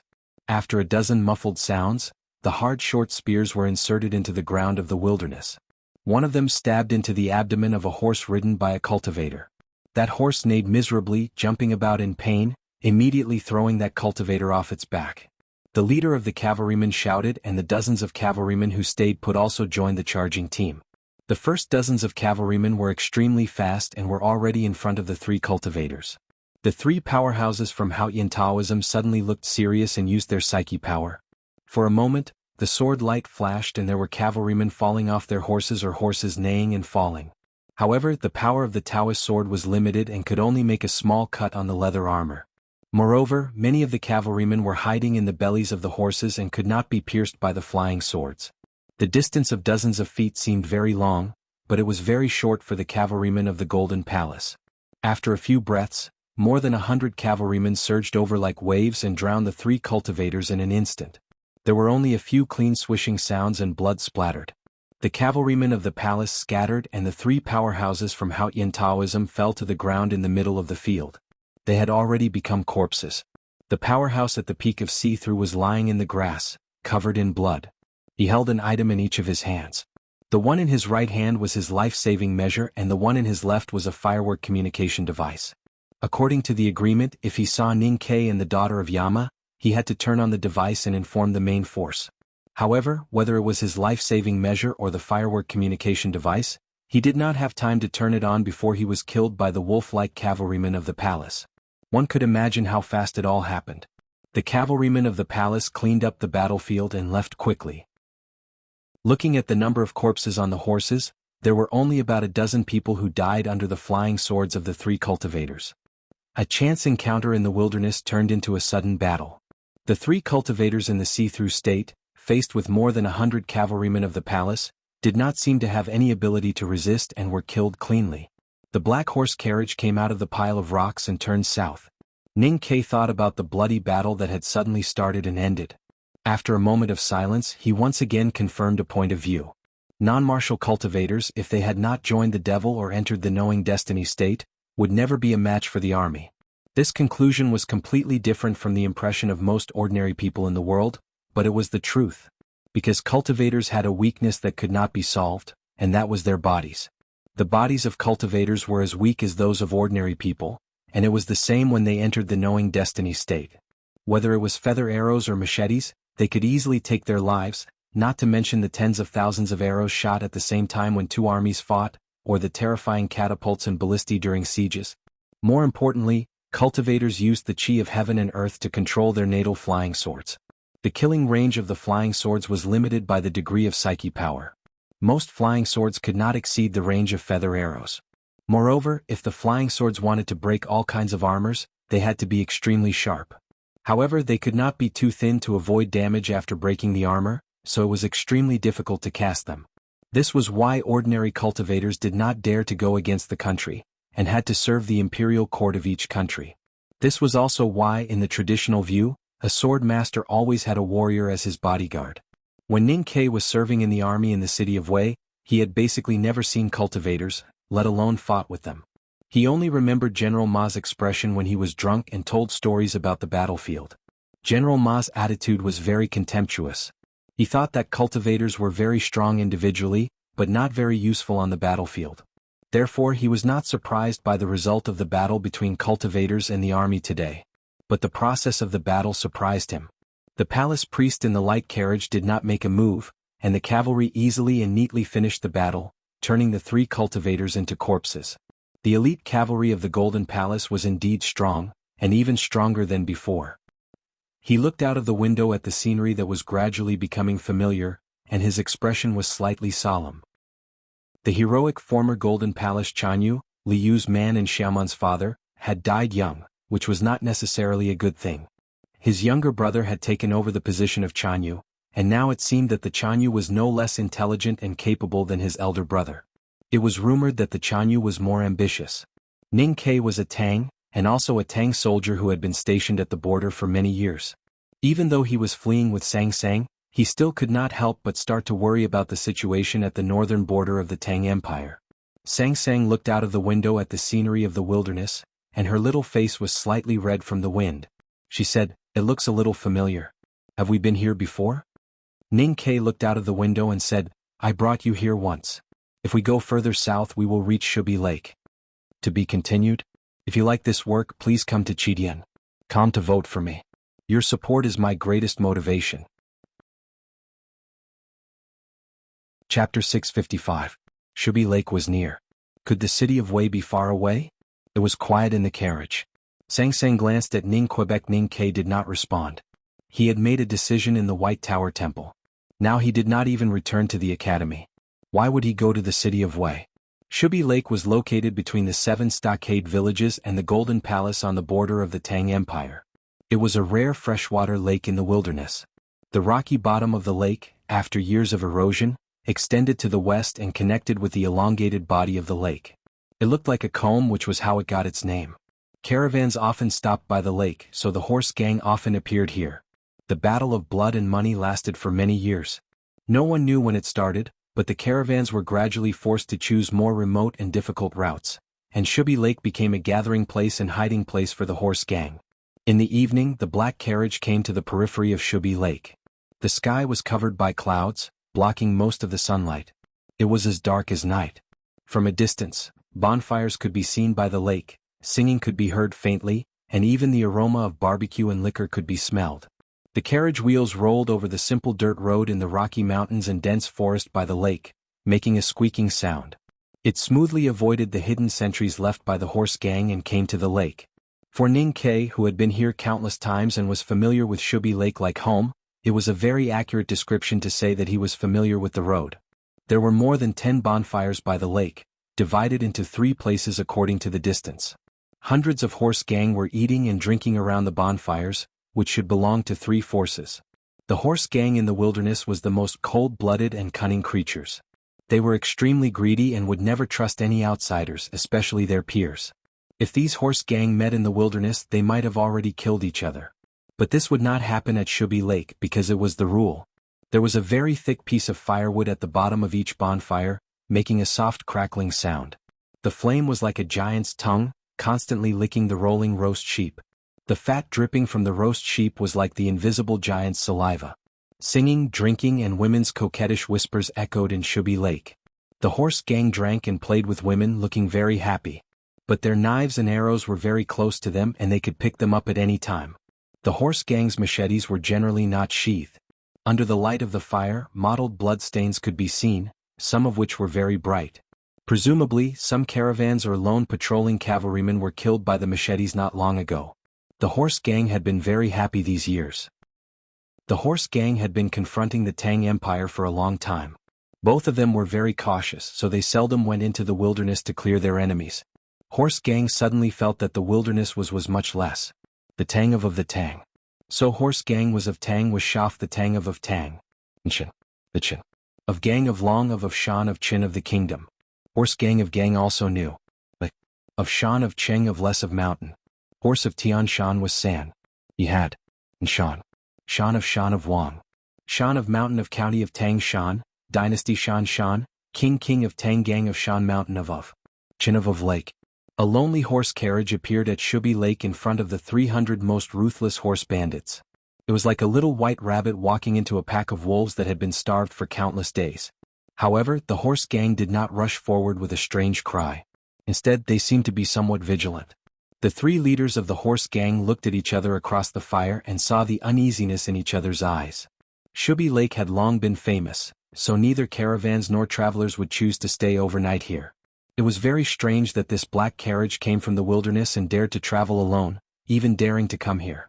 A horse gang leader looked at the black carriage and said in a slightly hoarse voice, "I don't know where you come from. How could you come to our shabby house? Please come out and meet us." What answered this leader was an arrow. With a whoosh, an arrow accurately shot into the space between his eyebrows, drilling out a bloody hole. The leader's eyes widened, and just like that he fell to the ground and died.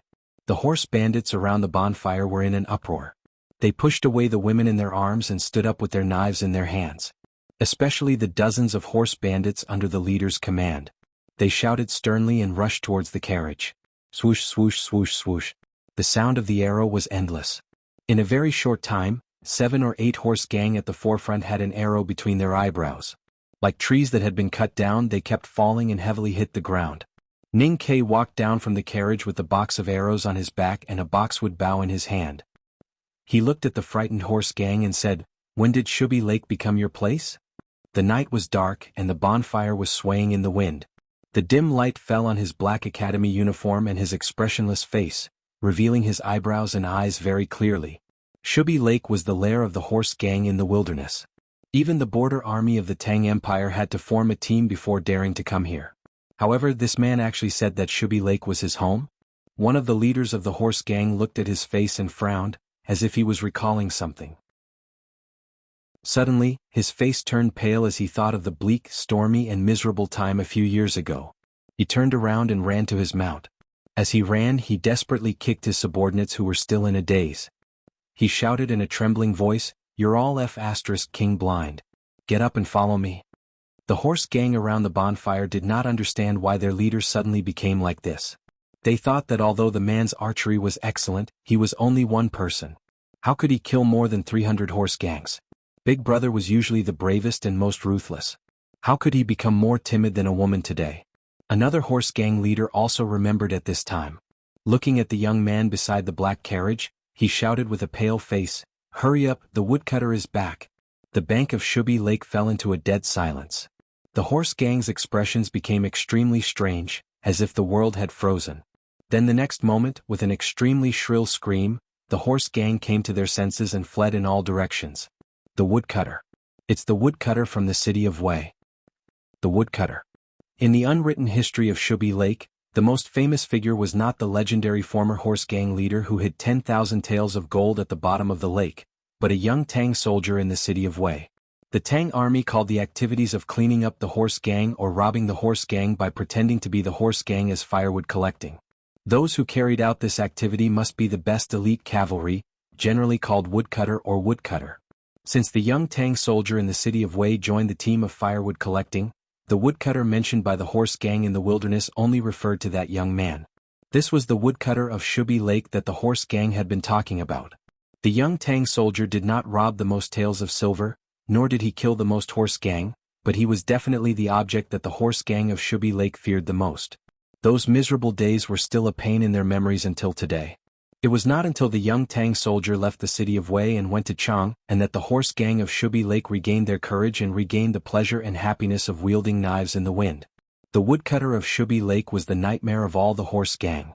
There was no horse gang that was not afraid of him. When the news from Chang and spread to the wilderness, the horse gang knew that he had become a student of the second floor of the academy and the most trusted subordinate of the Tang Emperor. Their fear and even some abnormal admiration suddenly rose to the peak. But at the same time, they thought that he was already a person from another world and could not come back to Shubi Lake to deal with the relatively lowly horse gang, so they were a lot more relieved. But tonight, the woodcutter returned to Shubi Lake again. Countless screams sounded by Shubi Lake. Women were screaming, and the usually cold-blooded and cruel horse gang were also screaming like women. It was chaos around the bonfire and the horses' hooves were hurrying. In a very short time, hundreds of horse gang left with their women like the wind, and the lakeside became extremely quiet. During this process, none of the horse gang members dared to attack Ning Quebec.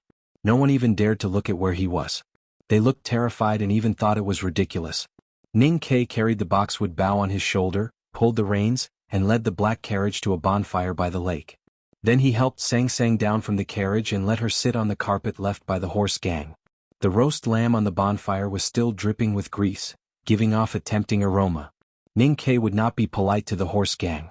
He took out a sharp knife, picked the best part and cut 3 large plates of meat. Then he went to the bonfire and took out 2 unopened leather bags of liquor and handed them to Sang Sang. Sang Sang ate the meat and drank the liquor in small mouthfuls. Ning Ke ate the meat and drank the liquor in small mouthfuls. In a short time he finished the roast meat on the plate and drank the liquor in the bag. Ning Ke turned to look at Shubi Lake, which he had not seen for many years. Sang Sang looked at his profile and said, "Aren't you afraid that the horse gang will reveal our whereabouts? Shubi Lake is the sphere of influence of the Tang Empire. Neither the Golden Tribe nor the Buddhism or Taoism sects dare to enter at will. Even if they want to kill us, it should be the Tangs who do it." Ning Ke suddenly noticed that there was a pile of charred wood by the lake. The wood was surrounded by a circle of stones, and a whole leg of lamb was placed on top of it. It looked like an altar, but he did not know what god it was for. In his memory, neither the barbarians of the Golden Tribe royal court nor the horse gang had such a worship ceremony. Beside a bonfire in the distance, a horse gang was so drunk that he passed out. He was ruthlessly abandoned by his companions and did not know what had happened. Ning Ke walked over and threw him into the cold lake. The horse gang immediately woke up after being hit by the cold lake water. It did not take Ning Ke much effort to find out what he wanted to know, such as the current situation of the city of Wei and the recent situation of the Golden Tribe royal court. He also knew that the simple altar by the lake was a religion that had been rising in the wilderness in recent years. The god that the religion worshipped was called Tingri. Ning Ke had never heard of this name, nor had he heard of this religion. After a moment of silence he decided not to think about it anymore. He took out his padao and chopped off the horse gang's head. His movement of chopping off the head was very smooth, as if he had repeated it countless times. In fact, he had indeed done this movement so many times that it was more like a habit. After chopping off the horse gang's head, Ning Ke came to his senses. He was no longer a soldier of the Tang Empire, nor a woodcutter of Shubi Lake. There was no need to kill this person. However, if he killed them, then so be it. He would not feel any guilt.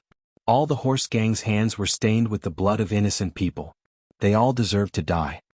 He had let the 300 horse gang go because he was very tired and not in the mood, and it was indeed difficult to kill all of them. Since this horse gang dared to get drunk at Shubi Lake, then he should die. It could be regarded as the woodcutter's worship or commemoration of Shubi Lake. I haven't eaten yet. I'm going to eat first. The next chapter may be at 1 o'clock in the night. If you can't wait, please go to bed first. You can read it tomorrow. Anyway, I'll try my best to continue writing. Now that the situation is grim, I need your monthly vote. Please vote for me. Thank you. To be continued. If you like this work, please come to Chidian.com to vote for me. Your support is my greatest motivation. Chapter 656. When Ning Ke woke up, it was still dark by the Shubi Lake. He poured the remaining mutton into the ashes of the bonfire in front of him and carried Sang Sang back to the carriage. Then he let the big black horse start the journey to the south. The black horse carriage was not as fast as it was a few days ago. It set off before dawn and arrived at the outskirts of the earthen city in the south of the Shubi Lake when it was almost noon. Sang Sang had already woken up. She leaned against the window and looked at the familiar scenery without saying anything. Her expression did not change until she saw the border city surrounded by Lus in the distance. Ning Ke looked at the small city in the distance and said, "Let's look at it more. We may never see it again." The two had lived in the Min Mountain since childhood, full of cruelty, blood, and betrayal. It was not until they came to the city of Wei to join the army that they finally had a relatively peaceful life and tasted the warmth of the human world for the first time. They had lived in this border city for many years and had their own home and many debts. The city of Wei was their real hometown. Ma Shixiang had been a deputy general in the city of Wei for many years. Because he had no family background and there was no big war between the Tang Empire and the Golden Tribe, it was extremely difficult for him to accumulate military merits. Therefore he had never been promoted. In another year he would retire from the border army and return to his hometown in Langya County. He was very satisfied with this because he had accumulated a lot of silver over the years. His only regret was that he had less money to collect firewood in recent years. Since that guy left the city of Wei with his handmaiden, the fate of the city of Wei seemed to have worsened. The pressure of the Golden Tribe royal court on the wilderness on the border of the Tang Empire gradually increased. Although the Golden Tribe royal court still dared not invade the border, the cavalrymen of the big tribes often pretended to be horse gangs and attacked the logistic teams heading to Helan City, which annoyed the 7 stockade villages, including the city of Wei, and even the entire northern border army. Now Ma Shixiang was more worried about another thing. Looking at the dark clouds gradually floating over the city of Wei, his gray hair trembled slightly. How could he deal with those bigwigs in the city? Now in the city of Wei, in addition to hundreds of experienced cavalrymen, many bigwigs also came a few days ago. 2 real generals of the Imperial Military Ministry with dozens of crossbowmen, more than 10 officials of the Imperial Center Administration, and 3 officials of the Imperial Astronomer all came to this inconspicuous border town for some reason.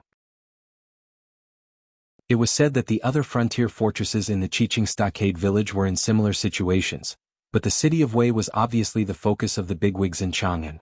There were several powerhouses from the Southern Gate Temple among the dozens of officials from the Imperial Center Administration. The powerful Yamen in Chang'an seemed to have transferred all its power here and directly took over the jurisdiction of the border. Surprisingly, the northern military camp did not make any violent reaction. There was no absolute secret in the world. The reason why these people came to the city of Wei had been spread 2 days ago. People in the city of Wei were shocked, but they had to accept it. Because they all saw the order issued by the West Hill Divine Palace and knew that it was true.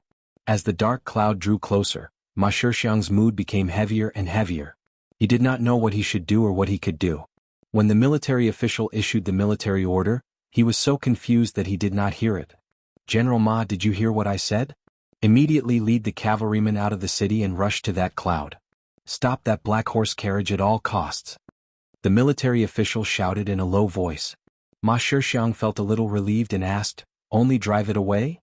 A gloomy Taoist from the Southern Gate Temple said, "If there is a chance to kill the daughter of Yama, of course we can't miss it.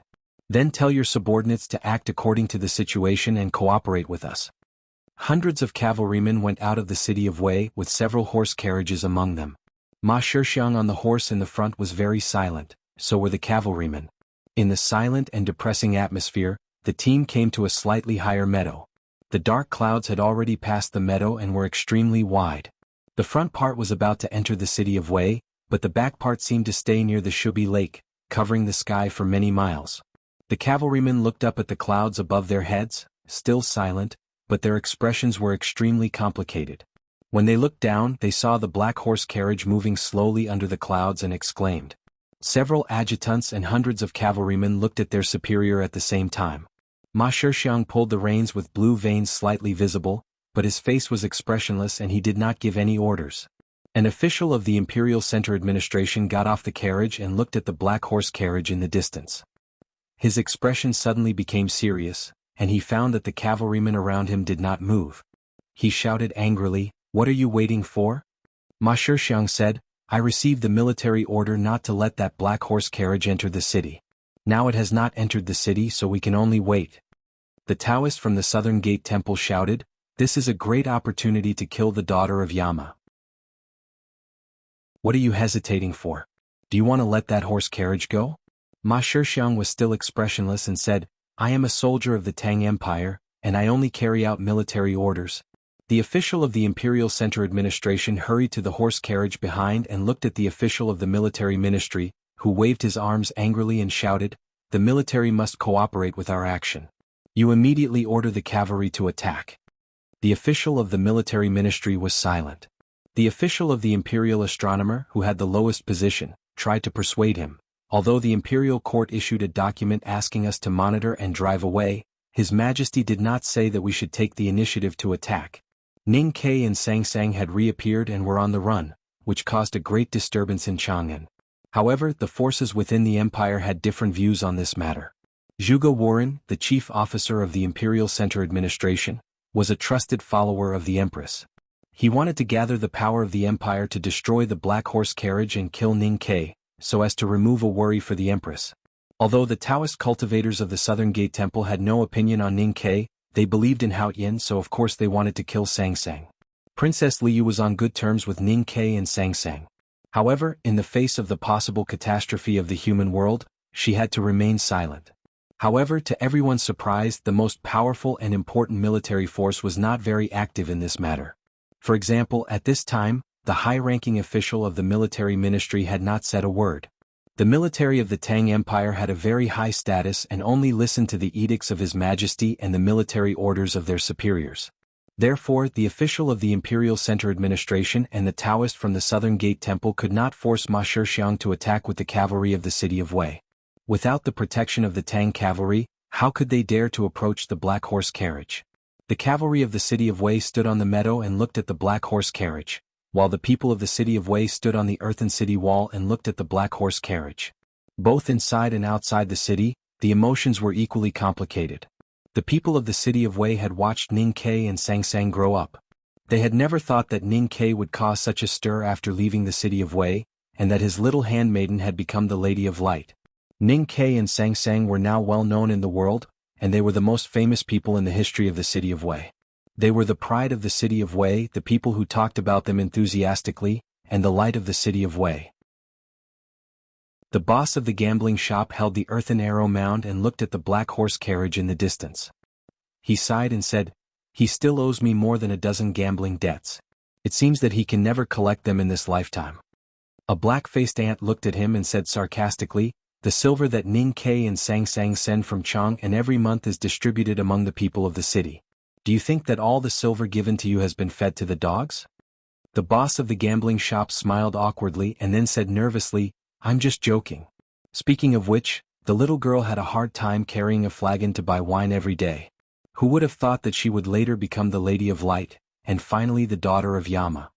The people on the earthen city wall of the city of Wei already had complicated emotions. Many of them looked at the black horse carriage in the distance with horror and fear, and their faces turned pale when they heard about the daughter of Yama.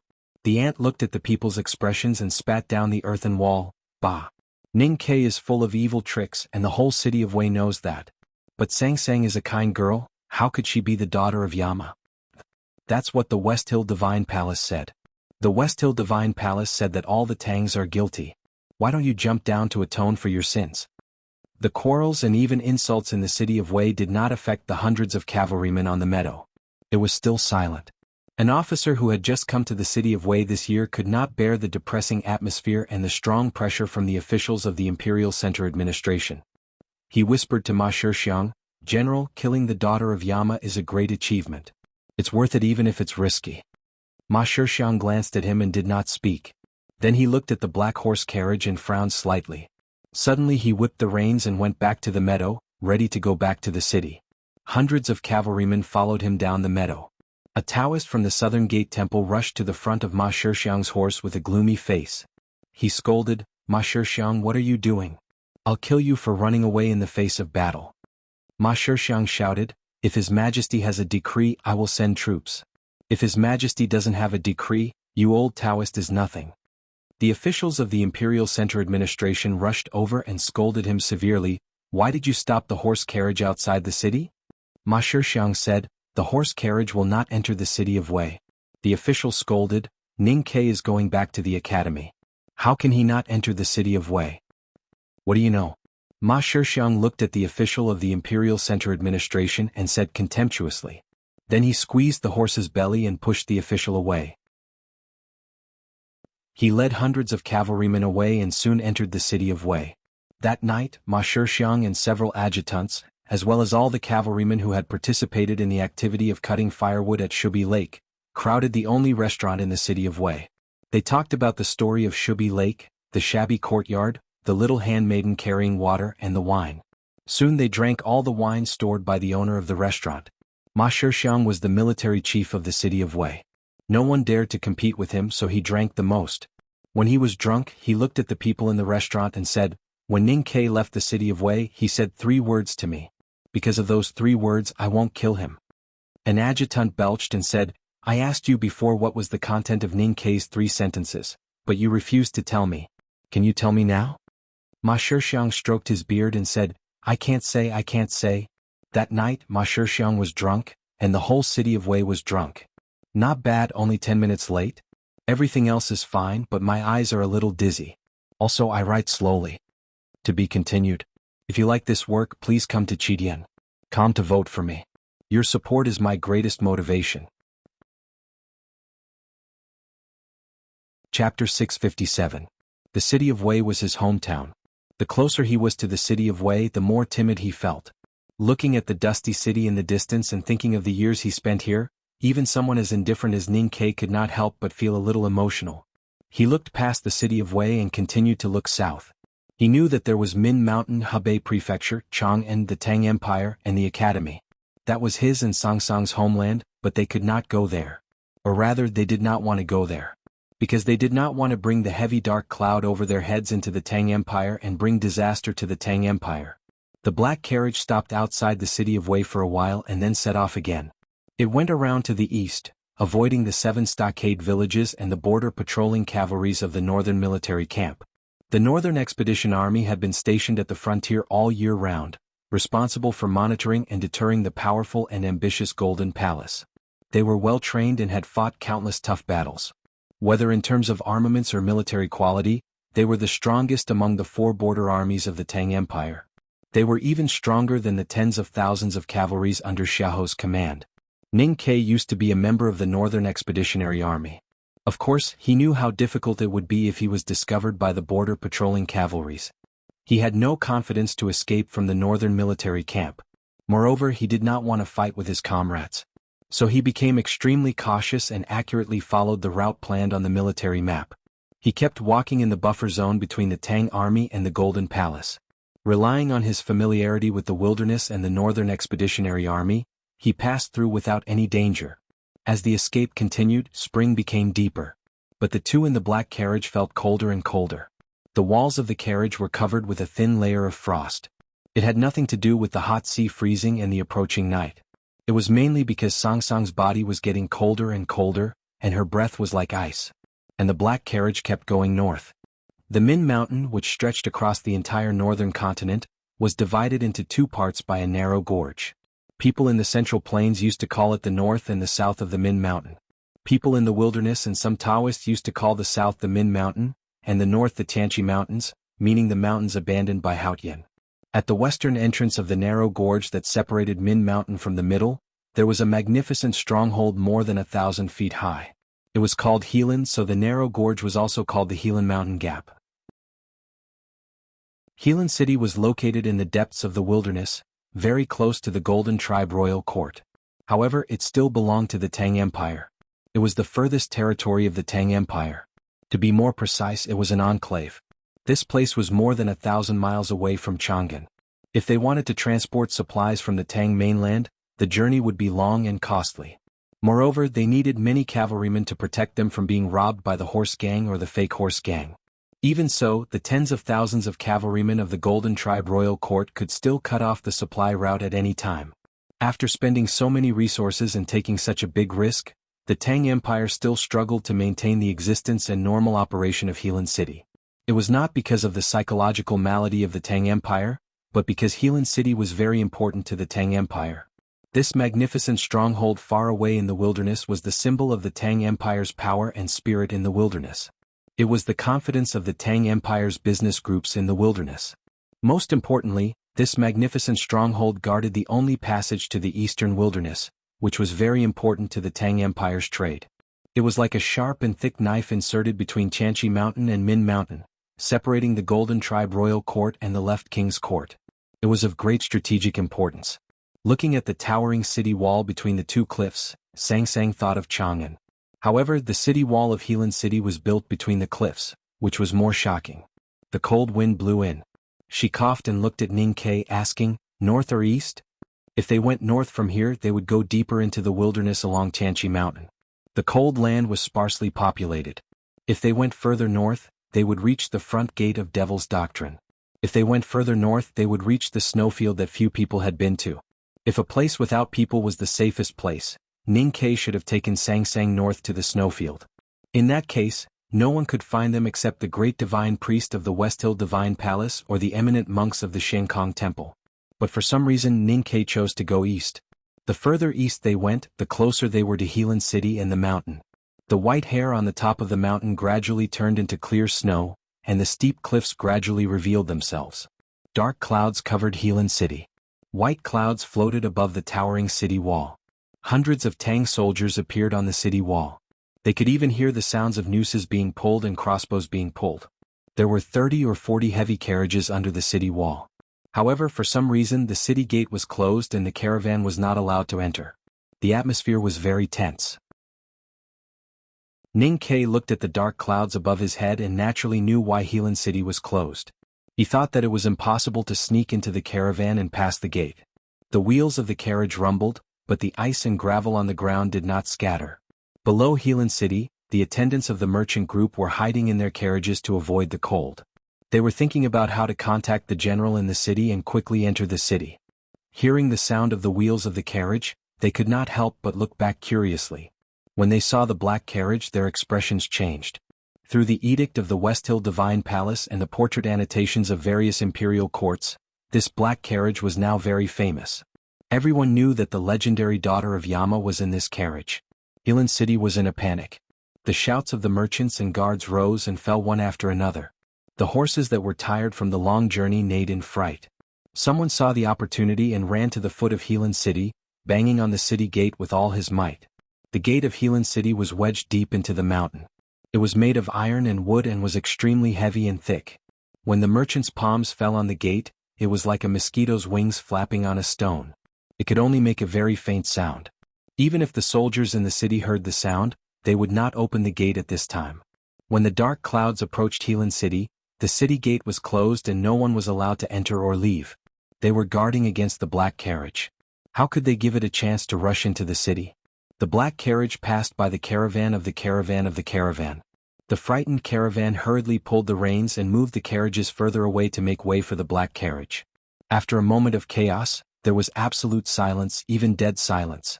Ning Ke did not care about the merchants and guards who were on guard. He drove the carriage to the front of the mountain and walked to the city gate. He looked up at the two mountain-like gates. On the city wall, the sound of the crossbows gradually subsided. Several crossbows struggled to adjust their angles and aimed at Ning Quebec. Hundreds of archers and crossbowmen aimed at the black carriage a little further away, ready to shoot at any time. Even the sound of burning oil and stones could be heard. The Tang army in the city actually treated him as a troop to attack the city. Faced with so many well-trained Tang soldiers, even if all the cavalries and priests of the Golden Tribe Royal Court came out, they would not be able to attack the city in a short time. Ning Ke knew that he could not be forced. "I am Ning Quebec. I want to pass the city." He looked up and said. His voice was not loud, but it clearly spread to the top of the city wall and into everyone's ears. Then he continued, "I used to be a member of the Northern Expedition Army. I have made countless military achievements, which can be found in the archives of the military ministry. I don't want to fight with you.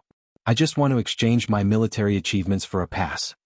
Healan City was extremely important to the Tang Empire. The highest military officer in the military was habitually called General Healan. His position was second only to the 4 generals and a few old generals in Chang'an City. The current General Healan was named Han Qing. He had been stationed in the bitter cold city for more than 10 years. He was half barbarian, but he was deeply trusted by His Majesty and was given such an important task. Under the protection of more than 10 shield bearers, General Han Qing came to the city wall. He looked down at Ning Ke and said, "Tang soldiers are ashamed to talk about asking for rewards. Don't even think about bringing the daughter of Yama into the city." "I don't want to enter the city. I want to cross the city. This road is blocked." "Why not? As a general of the Tang Empire, how can I let you bring this demoness into the city of Tang? In your eyes, my wife will bring disaster to the world, so you don't let us pass?" "That's right. If the carriage passes the city, it will be out of the Tang Empire. Even if it is a disaster, it will only bring disaster to others." "Why not? If I go to the East Wilderness, I will accept my fate. But I don't want to be killed in my own country." General Han Qing seemed to be touched by Ning Ke's last sentence and remained silent. A deputy general beside him said anxiously, "General, what are you hesitating for? This person is so stupid that he dares to curse under the city wall. Quickly release the arrows and stones and seize the opportunity to kill this person." Another deputy general frowned slightly and said, "Is Ning Ke so easy to kill? No matter how powerful a cultivator is, he can't be killed." "I said it's not easy to kill, not that he can't be killed, but in the Tang Empire, no one is willing to do it. Don't forget that he is Mr. 13 of the Academy." These days, when the dark clouds came, the military ministry and the northern military camp were extremely quiet and did not seriously search for this black carriage. "What? Because he doesn't want to bear this responsibility. Do you want us to bear it? Are you really going to let him bring the daughter of Yama into the city?"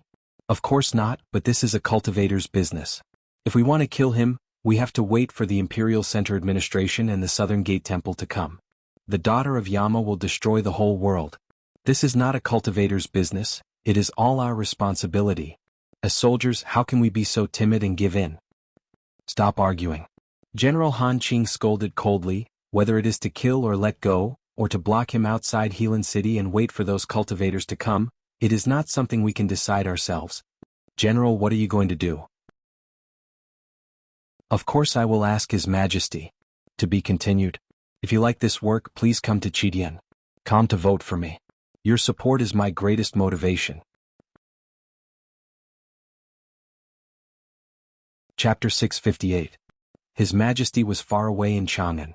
If he wanted to ask for instructions, it would take a long time to go back and forth, and the black horse carriage was already at the foot of the city. General Han Qing's words sounded like irresponsible nonsense. However, no one in the room showed such emotions. They just looked a little surprised. The Tang military had set up 3 talisman teleportation arrays on the border. They could transmit short pieces of information through the air. One of them was set up in Helan City and could directly connect to the Imperial Palace in Chang'an. Teleportation formations could only transmit very little information, and the amount of resources required to activate them was unimaginable. This was especially true for the one in Helan City. Because the communication distance was too great, the cost was even greater. According to the designer's calculations, using it once would require 10 years' worth of supplies for Helan City. According to the military regulations of the Tang Empire, the teleportation array could only be activated in dangerous times such as when the Golden Tribe was invading, or when the Left King's palace was trying to break through from the eastern wilderness to threaten the Tang Empire. Since a sage from the academy had set up this teleportation array, the teleportation array in Helan City had only been activated twice in the past hundreds of years. However, it was activated again today because of a lonely horse carriage. It was quiet in the city tower. Other than the sizzling sound of the chi of heaven and earth condensing on the talisman array, no other sound could be heard. General Han Qing and the senior officers stared at the clean surface of the talisman array in silence. They did not know what kind of reply they would see later, and they all became very nervous. After an unknown period of time, a pale yellow light flashed and a very small piece of paper appeared on the ground. When the Imperial Palace replied, they must have considered the resources needed to use the teleportation array and tried to reduce the weight as much as possible. General Han Qing walked forward and picked up the paper. He saluted with a serious expression and then showed it to everyone. There was no seal on the small paper and there were 3 clear words written on it. The handwriting was not sloppy and was very serious, but it could not be considered outstanding. The generals could tell at a glance that it was the handwriting of His Majesty. Let him go. After a moment of silence in the city tower, the deputy who strongly suggested to attack earlier frowned and said, "There is no seal, and there is no seal from the military ministry. This paper has no effect." Han Qing glanced at this person and said in a slightly cold voice, "According to the military rules of Helan City, the paper passed by the formation comes from the Imperial Palace. Since it is written by His Majesty himself, it is equivalent to an imperial edict." The deputy general was a little nervous, but he still insisted on his opinion. He said in a low voice, "Ning Ke is a grand cultivator in the knowing destiny state. We can deal with him outside the city, but if we let him in, how many of us will die to suppress him? If something happens to Helan City, who will bear the responsibility?" General Han Qing coldly reprimanded, "The soldiers of our great Tang have the duty to obey military orders. His Majesty's imperial edict is the highest military order. If His Majesty says it's possible, then it's possible. As for the responsibility, it's the responsibility of all the people of the empire." The formation was activated and the huge wooden plate began to rotate. The ropes rubbed against the tung oil, emitting a subtle sound. The heavy, high, and narrow city gates slowly opened. The black horse carriage drove into Helan City, following the narrow riding path at the bottom of the mountain, heading east. There were steep cliffs on both sides of the road, and dozens of sturdy mountain forts were built between the cliffs. In each fort there was a small camp. No one knew how many supplies and weapons were stored in them, making people feel fearful just by looking at them. Between Helan City and the cliffs, countless hardwood bows had been pulled taut. Dozens of ballistae kept slowly adjusting their angles, aiming at the black horse carriage. Under the command of the officer, more than 10 catapults tightened their springs, ensuring that once an attack was launched, those huge rocks would be thrown at the same time, burying the horse carriage. If anyone dares to ignore the military order and move first, his head will be chopped off. General Han Qing said with a serious expression. He ordered the deputy general to bring his bodyguards to watch the most powerful ballistae and catapults. Then, under the protection of the shield soldiers, he went to the eastern city wall and looked at the black horse carriage with narrowed eyes. After a while, the deputy general hurried back and whispered a few words into his ear. Han Qing's face suddenly became a little ugly. He did not expect that someone would actually dare to make a move. "Where is he?" General Han Qing asked coldly. The deputy general replied in a low voice, "Deputy General Xiao and his bodyguards have been disarmed and locked up. Chop off his head." General Han Qing said expressionlessly. The deputy general's expression changed slightly. He thought that although military orders were like a mountain and could not be taken lightly, it was understandable that Deputy General Xiao wanted to kill the daughter of Yama. Moreover, he was a trusted aide of the Empress. General Han Qing knew what he was thinking and said with a frosty expression, "I don't care if he is the Empress's man or the Princess's man. Any soldier who dares to question or oppose His Majesty's order does not have the right to continue living. And he is very clear that if this horse carriage is attacked, many people in Helan City will die today." Thousands of Tang soldiers stood on the walls of Helan City, in the fortifications on the cliffs, and behind the barracks and arrow mounds on the slopes. They looked at the black horse carriage silently and with complicated expressions, as if they were sending it off. The deputy general once again returned to General Han Qing's side. The saber at his waist gave off a faint smell of blood. He followed the general's gaze and looked at the black horse carriage. His mood also became very complicated. From an ordinary soldier in the city of Wei to his current position, how many people have there been since the founding of the Tang Empire? All these years, who in the northern army is not proud of him? Who in the northern military camp does not treat him as a goal and an idol to strive for? General Han Qing looked at the black horse carriage and was very emotional.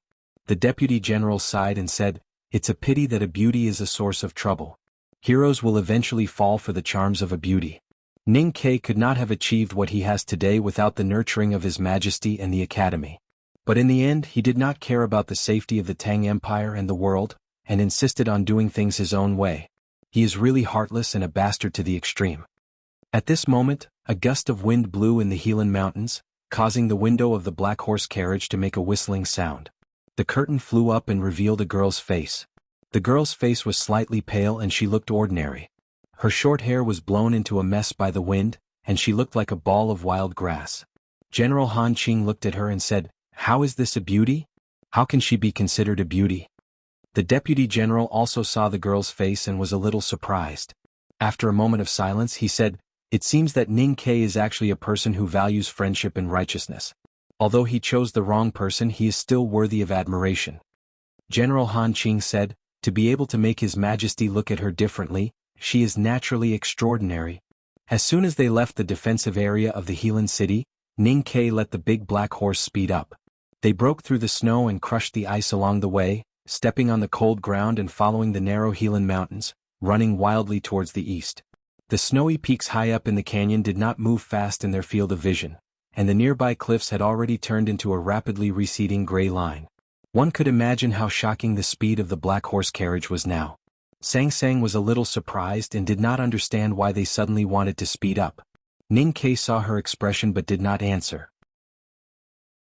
He silently and focused on driving the horse carriage, pushing the speed to the maximum. Ning Ke needed speed now. Starting from Shubi Lake, the black horse carriage entered the traditional sphere of influence of the Tang Empire.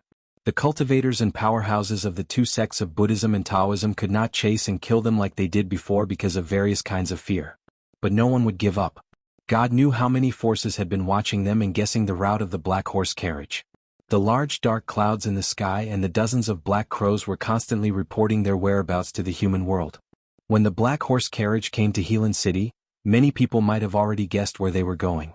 Out of the Helan Mountains, they would enter the eastern wilderness and leave the sphere of influence of the Tang Empire. There were countless forces in the wilderness, including the Left King's Palace, the West Hill Divine Palace Coalition Army, the Desolate Man's Tribe and many powerhouses. Ning Ke did not know who would be waiting for him in the wilderness after passing through this mountain range. Since that was the case, no matter how fast the black horse carriage traveled, it seemed to be meaningless. Then why did he choose this? The dark clouds fell on the silver mask, making it look even darker. Long Qing looked at the thick dark clouds in the sky and covering the earth from the west. The corner of his mouth that was exposed outside the mask slowly rose. He said, "The ending of your story of course should be written by me." Then he lowered his head and continued writing. The soft pen tip kept moving on the letter paper. He drew a diagram which seemed to be the attack and defense diagram of a large city gate. Then he wrote a few simple lines. He sealed the letter with lacquer and handed it to a former commander of the cavalrymen of the West Hill Divine Palace. He said calmly, "When you arrive at Capital Cheng, hand this letter to him personally and tell him that if an opportunity arises, we must seize it." The depraved commander accepted the order, jumped on his horse and galloped towards the south. As a trusted follower of Prince Long Qing, he only knew this secret recently. Thinking of the discussions in the human world in the past, he could not help but feel a little cold. His respect for Prince Long Qing increased. Prince Long Qing looked at the horse riding away and was silent for a long time. He found that he had become unfamiliar with his homeland and could not help but shake his head. His journey was in the realm of light and darkness, how could it be in the mortal world? He walked slowly to the edge of the cliff and looked at the exit of the mountain which was about 100 feet wide. His expression gradually calmed down. Behind him, there were more than 10 powerhouses at the peak of the see-through state and 2 ordinary-looking old men in ordinary clothes. On the wilderness not far away, there were also 3,000 cavalrymen of the left king's palace. Using so many people to write the ending of the story for the black horse carriage, Prince Long Qing felt that he had already shown enough respect to the 2 people in the horse carriage. The dark clouds in the sky had passed over the towering snow-capped peak and went deep into the center of the wilderness. The sound of hoofbeats was hurried. The black horse carriage under the clouds finally drove out of the Helan Mountain Gap and came to the wilderness. It came to a slow stop in front of Long Qing. Long Qing sat on the horse and looked at the black horse carriage at the foot of the hill.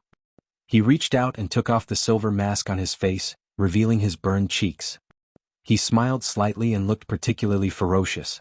Also, try to finish the next chapter before 1 o'clock. To be continued.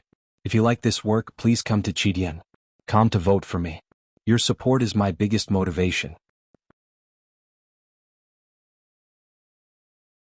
Chapter 659.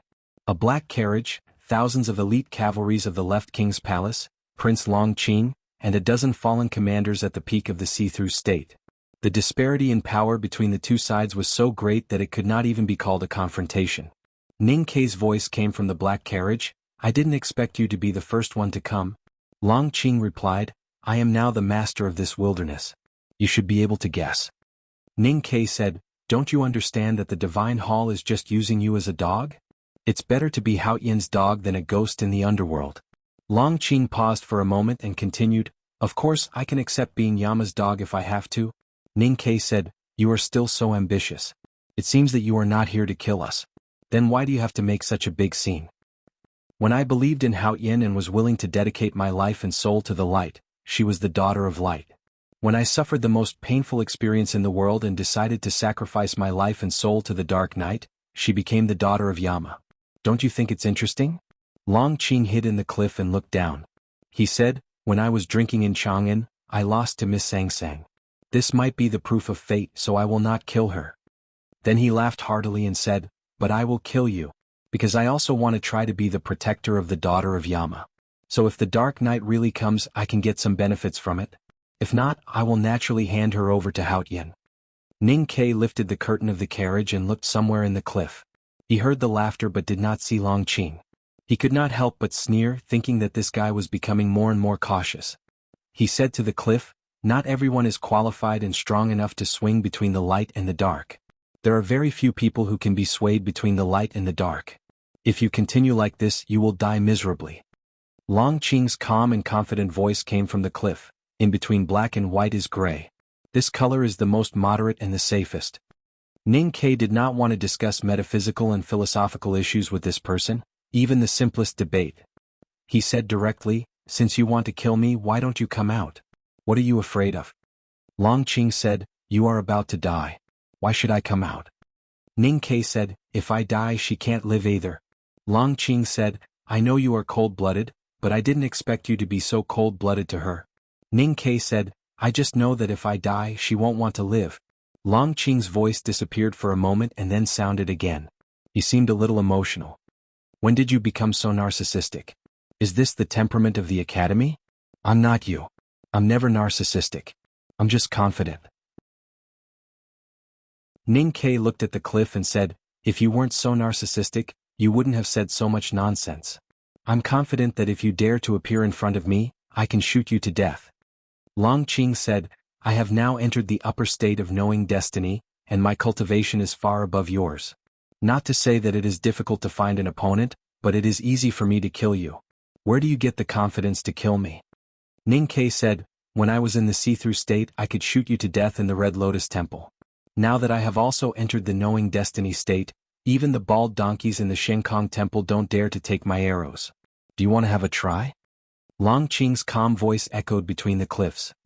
No matter how sharp-tongued and sarcastic I am, it is meaningless. I'm not saying these words to you to make you happy before you die. I just want the thousands of arrows to confirm your position. Do you regret talking with me? Just as he was speaking, a dense buzzing sound suddenly rang out from the wasteland outside the eastern entrance of the Helan Mountains. It sounded like countless locusts flapping their wings and flying in the air. It was an extremely terrifying sight. Thousands of arrows shot into the gray clouds and then fell down in an arc, like a rainstorm falling on the black horse carriage in the valley. The shrill whistling of the arrows affected each other, layer upon layer, and sounded like thunder. People like Ning Ke and Long Qing would never say meaningless words before a battle. If they did, it must be a part of the battle or to suppress the opponent's morale, to do psychological warfare, or to buy time for some preparation. During this conversation, Prince Long Qing informed the thousands of cavalrymen in the wilderness of the black horse carriage's exact location, thus forming the first terrifying volley of arrows. Ning Ke, on the other hand, not only was simply stalling for time, he also untied the big black horse's bridle. The dense whistling of the arrows broke through the air, like a rainstorm covering the sky in clouds. Ning Ke opened the front door of the horse carriage, and the big black horse turned around at lightning speed. Its front hooves were in the air and its hind hooves kicked the ground and it jumped into the carriage. Tuck tuck tuck. Countless arrows fell on the black horse carriage, fiercely piercing the roof and the walls on both sides of the carriage. The crisp sound of impact sounded continuously outside the carriage, as if there would never be a moment to stop. However, the arrows did not cause any damage to the horse carriage. The arrows with great power hit the carriage heavily, and then it was tragically broken into two pieces, falling like real rain. The sharp arrowheads could not even enter the carriage, not even leaving a mark on it. However, the rain of arrows kept falling, and the sound of arrows falling continued. The sound of impact on the walls of the carriage kept echoing inside the carriage, and many clear sounds of arrows breaking could be heard. In a very short period of time, the thousands of cavalrymen of the left king's palace in the wilderness had already shot out 3 rain of arrows. The range of the grassland cavalrymen's hardwood bows was extremely long, and their shooting skills were even more amazing. At such a long distance, the thousands of arrows were actually controlled within an area of about 200 feet. At this time, the ground had already been pierced with arrows, densely packed, like weeds growing on the most fertile land. Some arrows even pierced above the first layer of arrow grass, which looked very funny. The arrows around the horse carriage were even denser, but most of the arrows that hit the carriage broke in the middle, so there was no long grass here, but more like a pile of straw, gradually drowning the horse carriage. The black horse carriage was made of stainless steel, and no matter how many arrows attacked, it could not be destroyed. However, being in such a dense rain of arrows, it still felt a little uneasy. Ning Ke hugged Sang Sang tightly in his arms. The carriage was very spacious, so the big black horse could enter. However, its body was also very big, so it could only bend its hooves and bury its head like a dog. It leaned on Ning Ke's knees in humiliation like a pet. Sang Sang had been a little confused since they chose to go east outside Helan City. Finally, she could not help but ask softly, "Why are we here? What do you want to do?" The big black horse's head rested on the carriage, looking a little bored. Ning Ke reached out and touched the mane on its neck, saying, "I'm betting." Sang Sang frowned slightly and asked, "Betting on what?" Ning Ke said directly, "Betting that someone will come to save us." Sang Sang said straightforwardly, "No one will come to save us." After a moment of silence, Ning Ke said, "Indeed, no one will come to save us, but I think some people will not want to miss this opportunity. We have used so many arrows, those people should be more confident." Sang Sang vaguely guessed his thoughts and said, "I don't know if those people will come."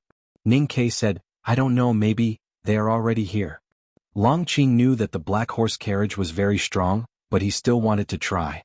Now that he had basically controlled the left king's palace, no one dared to question any of his decisions. Moreover, under the secret operation of the West Hill Divine Palace, the left king's palace had received a large number of weapons from the Central Plains. He had the strength and the qualifications to waste them like this. After confirming that the rain of arrows could not cause any damage to the black horse carriage, he was not disappointed, because thousands of cavalrymen had already arrived in front of the Helan Mountain Gap under the cover of the rain of arrows and began to charge. Go. He put the silver mask on his face again. More than a dozen fallen knight commanders responded in a low voice. Then they lifted the reins and rushed down from the cliff, leading thousands of grassland cavalrymen towards the black horse carriage at the gorge. The hoofbeats were like thunder and the dust billowed. Thousands of cavalrymen poured into the Helan Mountain Gap, but there was no blockage. Instead, they poured in like a black tide and flowed back again, easily drowning the black horse carriage. Longqing was very clear that as long as the Tang army in Helan City did not come to rescue, Ning Ke would die today. No matter how strong a cultivator was, it was impossible to escape in such an environment. Helan City was more than 200 miles away from here, and the key was that the Tang army in that city could not come to rescue Ning Quebec. He no longer looked at the battlefield at the gorge, because the outcome of the battle was already determined, and it could not arouse any interest in him. Then Ning Ke, who was about to die, was once his lifelong enemy in the eyes of the world. Looking at the dark clouds in the sky, Longqing began to think about how to get the most benefits after catching Sang Sang, and how to avoid the dark clouds. After thinking about it, he found that his state of mind was a little restless. He could not help laughing at himself and found that he still cared about Ning Ke's death. The dark clouds in the sky fell on his face and fell on the bright silver mask. The silver mask became a little gray just like his eyes. The next moment, the silver mask became even more gray.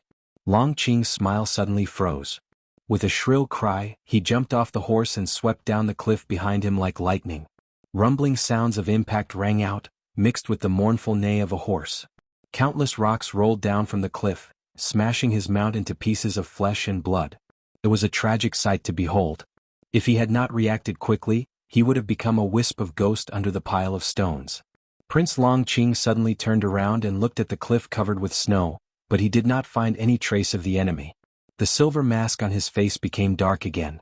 It was not the dark clouds falling on it, nor the stones, but countless sharp and heavy axes flying over his head, falling on the heads of the cavalrymen in the gorge.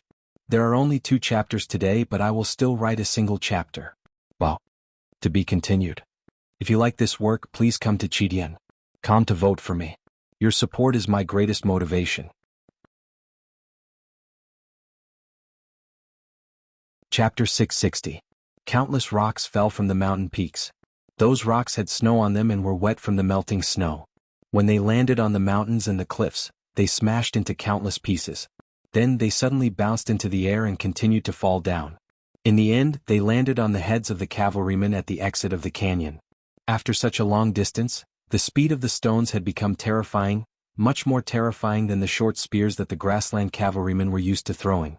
The grassland cavalrymen were huddled together, and it was difficult for them to dodge. Countless stones fell on them, making muffled sounds of dust flying up. Some of them had large holes in their bodies, while others had their heads explode like ripe melons. The exit of the canyon was immediately dyed with blood and flesh. There were howls and neighs of horses everywhere.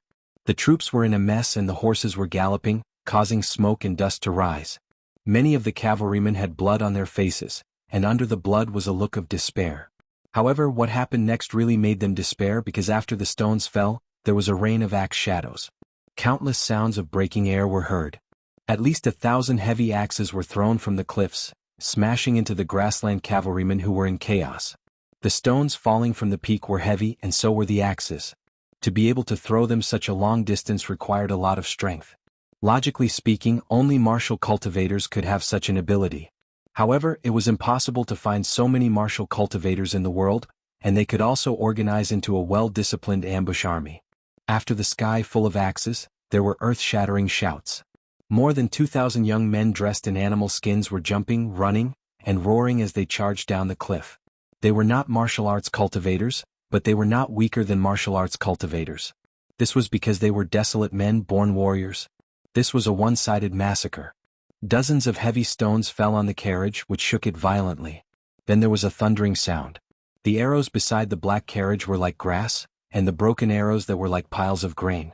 They were all smashed by the stones and then crushed into pieces. The pieces were dyed red by the flesh and blood of the grassland cavalrymen, looking unusually bright. The big black horse looked out of the carriage. He could not see what was happening outside, but he knew that the situation was changing. He could not help but feel nervous and curious. Ning Ke whispered, "He's coming."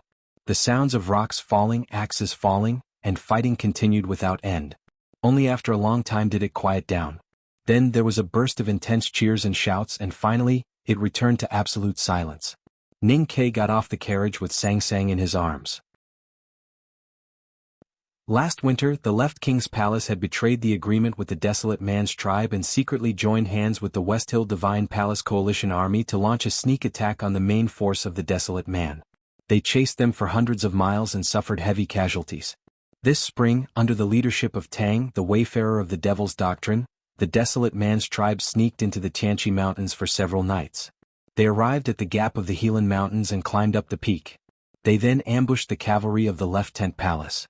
Out of the 3,000 cavalrymen of the Left King's Palace, only a few hundred of them managed to escape. Out of the dozen or so fallen commanders, only 3 survived. Prince Longqing was seriously injured and only managed to escape from Tang's hands with the help of 2 hidden powerhouses of Haoyan Taoism. There were corpses of grassland cavalrymen all around the canyon. Occasionally, there were a few war horses standing guard beside their masters in a daze. More than 2,000 powerful Desolate Man warriors raised their iron axes high in the air and cheered excitedly. This was the perfect revenge of the Desolate Man on their betrayers. However, the cheers of the Desolate Man warriors stopped faster than expected. They looked at the black carriage surrounded by corpses in the middle of the canyon and gradually quieted down. Their faces showed fear. The emotions of the Desolate Man warriors were not complicated. Compared to the people in other parts of the world who saw the black carriage, they were just afraid, very simply afraid. Especially when the door of the black carriage was opened and Ning Ke helped Sang Sang out. The Desolate Man warriors looked at the thin and weak little girl as if they were looking at the night that they were most afraid of. Many people are easily intoxicated by the pleasure of revenge, but I don't think it's interesting at all, even though I have been doing it for the first half of my life.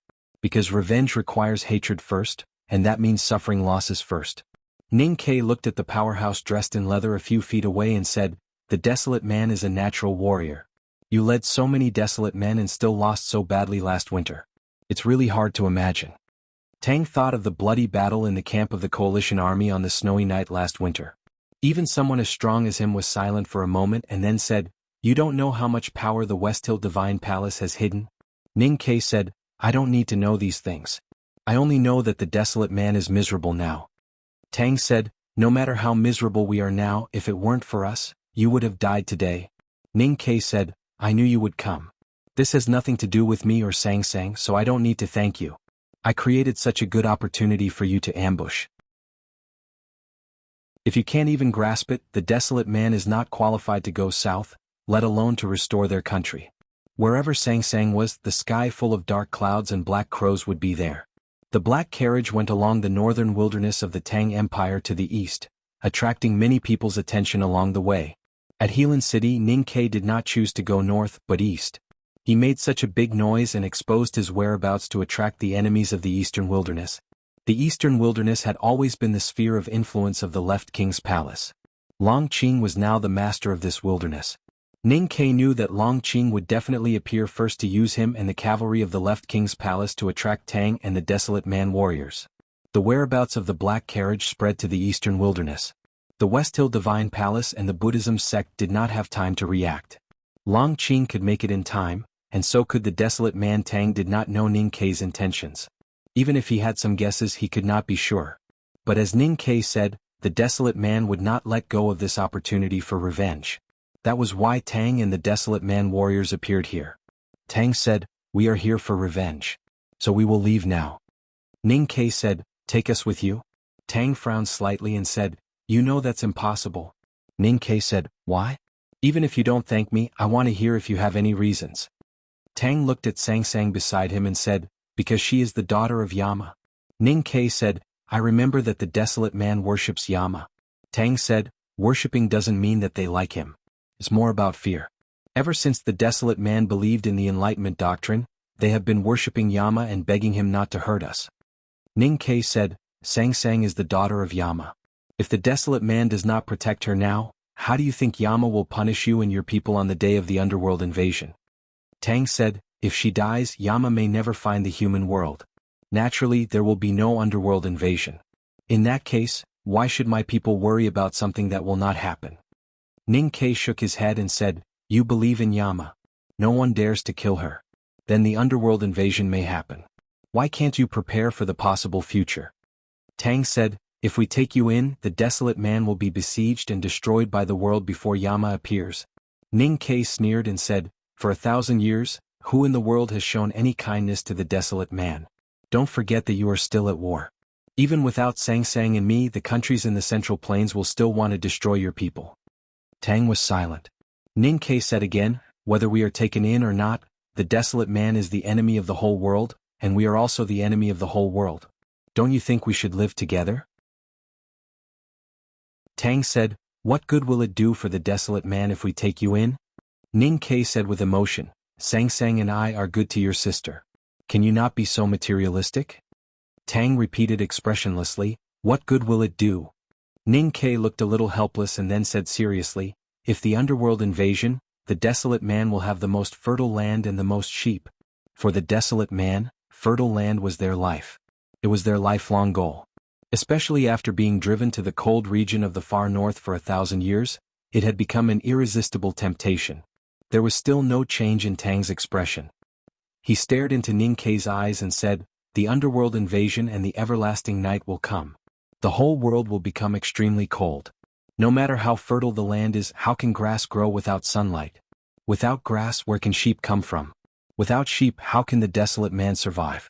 We will all die in the end. Does it matter how big a place we live after death? Is it not important? I have seen many dignitaries spend the rest of their lives thinking about where to live after death and how big the grave should be. I thought this was important and the desolate man would care about it. Well, even if it is not important, I still promise that after the underworld invasion, the desolate man will become the most powerful ghost. Ning Ke said decisively, I promise that I will make you feel happy even if you become ghosts. Tang said after a moment of silence, I know you are the shame of the academy, but I did not expect you to be so shameless. Ning Ke thought hard but could not understand it. He asked, why? Tang said, for example, you are very shameless now. Ning Ke laughed. Tang said, the future is too illusory and does not help in making a choice now. So your promise to the daughter of Yama is meaningless. Ning Ke said calmly, if you take us in, the desolate man will have a very good warrior like me. Most importantly, with me the academy will not join the war against the desolate man. Hearing this, Tang was silent for a long time.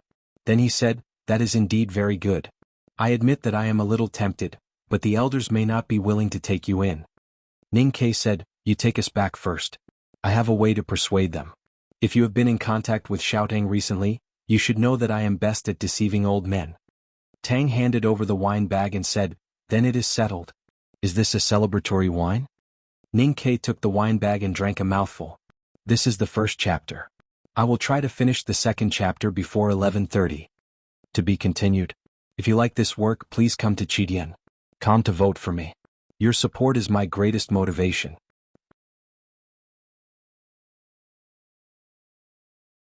Chapter 661. Tang led more than 2,000 young and strong desolate man warriors. They had been wandering in the wilderness after winter. Relying on their familiarity with the Tianqi Mountains, they successfully avoided the pursuit of the Left King's Palace and the West Hill Divine Palace Coalition Army until they finally completed a perfect ambush at the canyon. There was no end to revenge.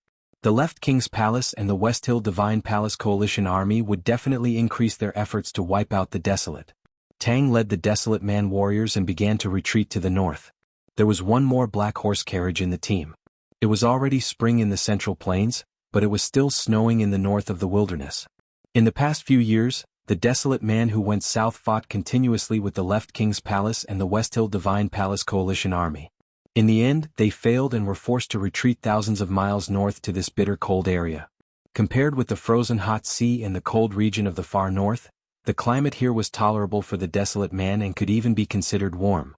But for Ning Ke, especially the seriously ill Sang Sang, the climate here was a bit harsh. Tang arranged for the two of them to live in a relatively remote animal skin tent. Ning Ke looked at the camp of the desolate man's tribe which stretched for more than 10 miles and asked, "When are we going to meet the elders in the Senior Statesman Society?"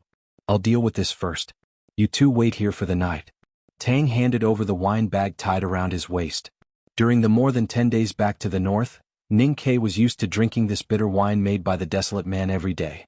He drank a few mouthfuls and felt that his body was much warmer. Sang Sang took the wine bag from his hand and sipped it. She looked delicate, but in fact she did not stop drinking. After a while the wine bag deflated. At this moment, there was a sudden muffled sound beside her. Ning Ke did not know why he fell to the ground. Looking at the way he kept smacking his lips, he should be fine and seemed to have fallen asleep.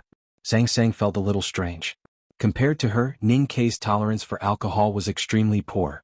But he did not get drunk after drinking so many times. Suddenly she seemed to think of something and looked up at Tang. Her eyes were very bright and her thin eyebrows were knitted very seriously. For some reason, Tang suddenly felt a little cold when he saw her expression. He laughed at himself and said, "I just put some herbal powder to relax his mind and let him have a good sleep. It won't hurt him." Sang Sang said, "He's in good health now. He shouldn't have been poisoned." Tang said, "I've been practicing the Enlightenment doctrine since I was a child, so I know his physical condition very well. Moreover, the wine was mixed with medicinal powder, not poison, so he will still fall asleep. I didn't expect this wine to be useless to you." He looked at Sang Sang and asked after a moment of silence, "Are you really Yama's daughter?" Sang Sang nodded.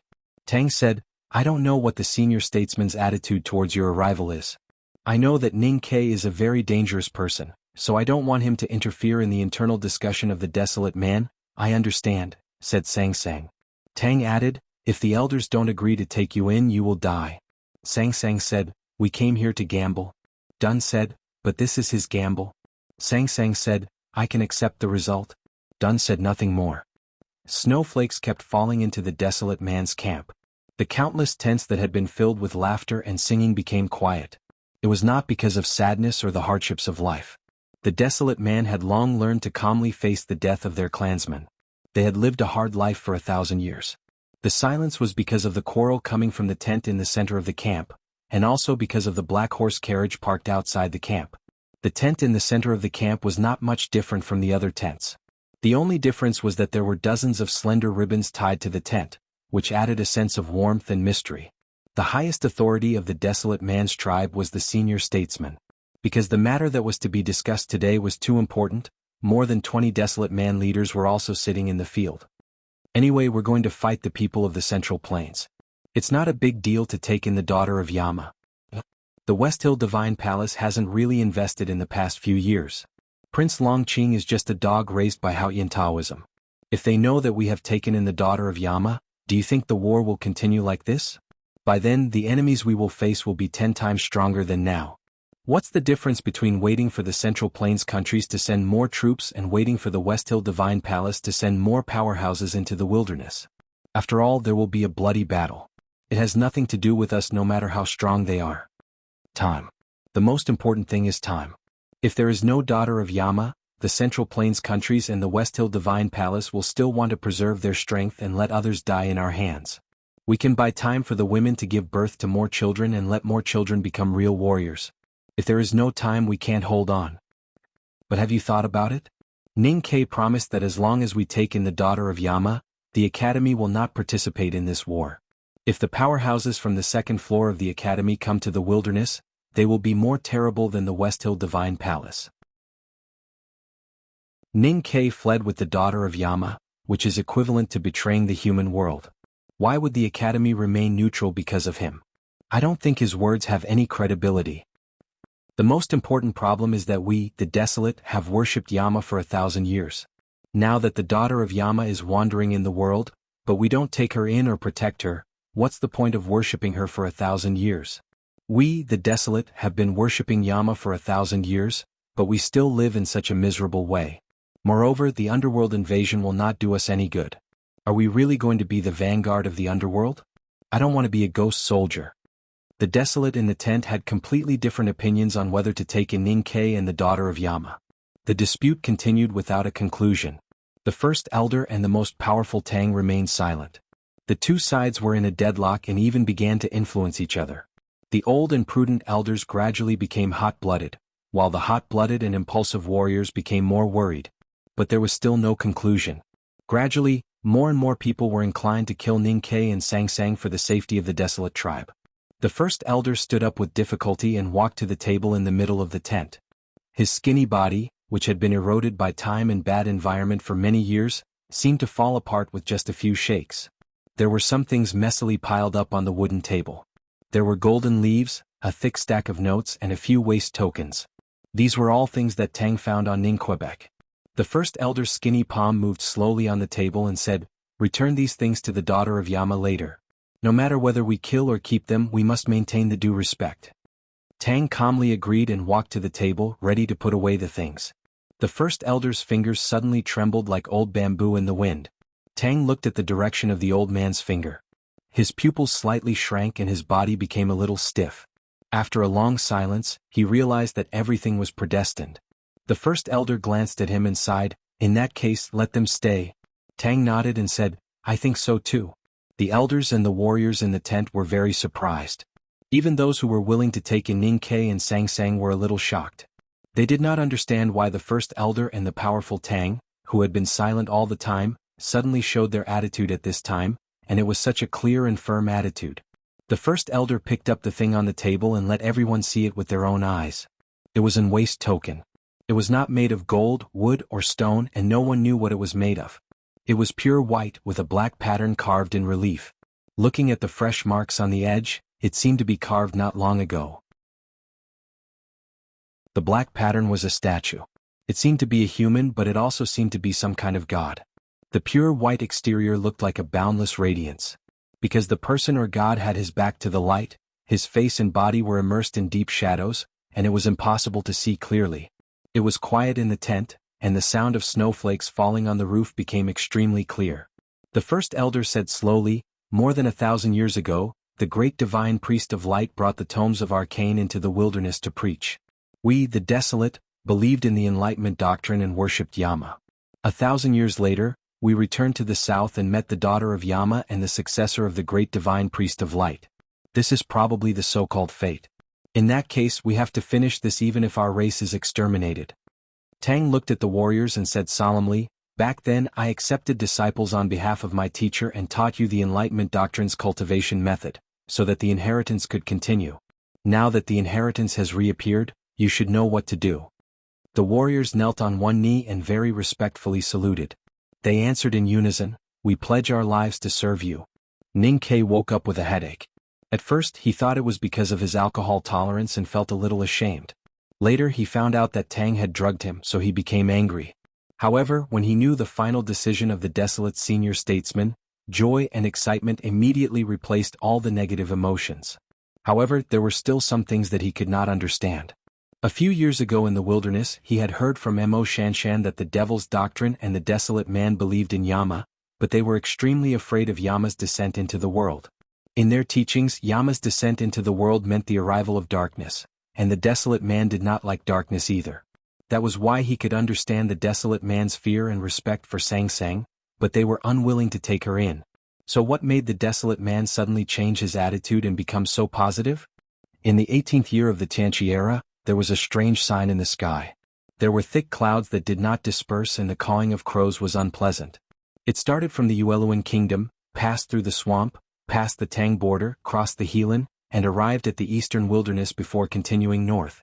The whole world knew that Ning Kai had brought Sang Sang, the daughter of Yama, into the desolate man's tribe. The West Hill Divine Palace sent a letter to the senior statesmen of the desolate man's tribe, ordering them to kill or hand over the Yama maiden immediately. In return, the West Hill Divine Palace promised to stop attacking the desolate man and open up a large pasture in the eastern wilderness to help the desolate man rebuild their country. The senior statesman of the desolate calmly and firmly rejected the request of the West Hill Divine Palace. The West Hill Divine Palace announced to the world that all cultivators were to enter the wilderness. There was already a steady flow of provisions into the wilderness, and all countries began to recruit soldiers. The West Hill Divine Palace said in the rescript that this was no longer just a war against the desolate man, but a holy war to save the world. The real war was about to begin. Try to finish the next chapter before 2 o'clock. To be continued. If you like this work, please come to Chidian.com to vote for me. Your support is my greatest motivation.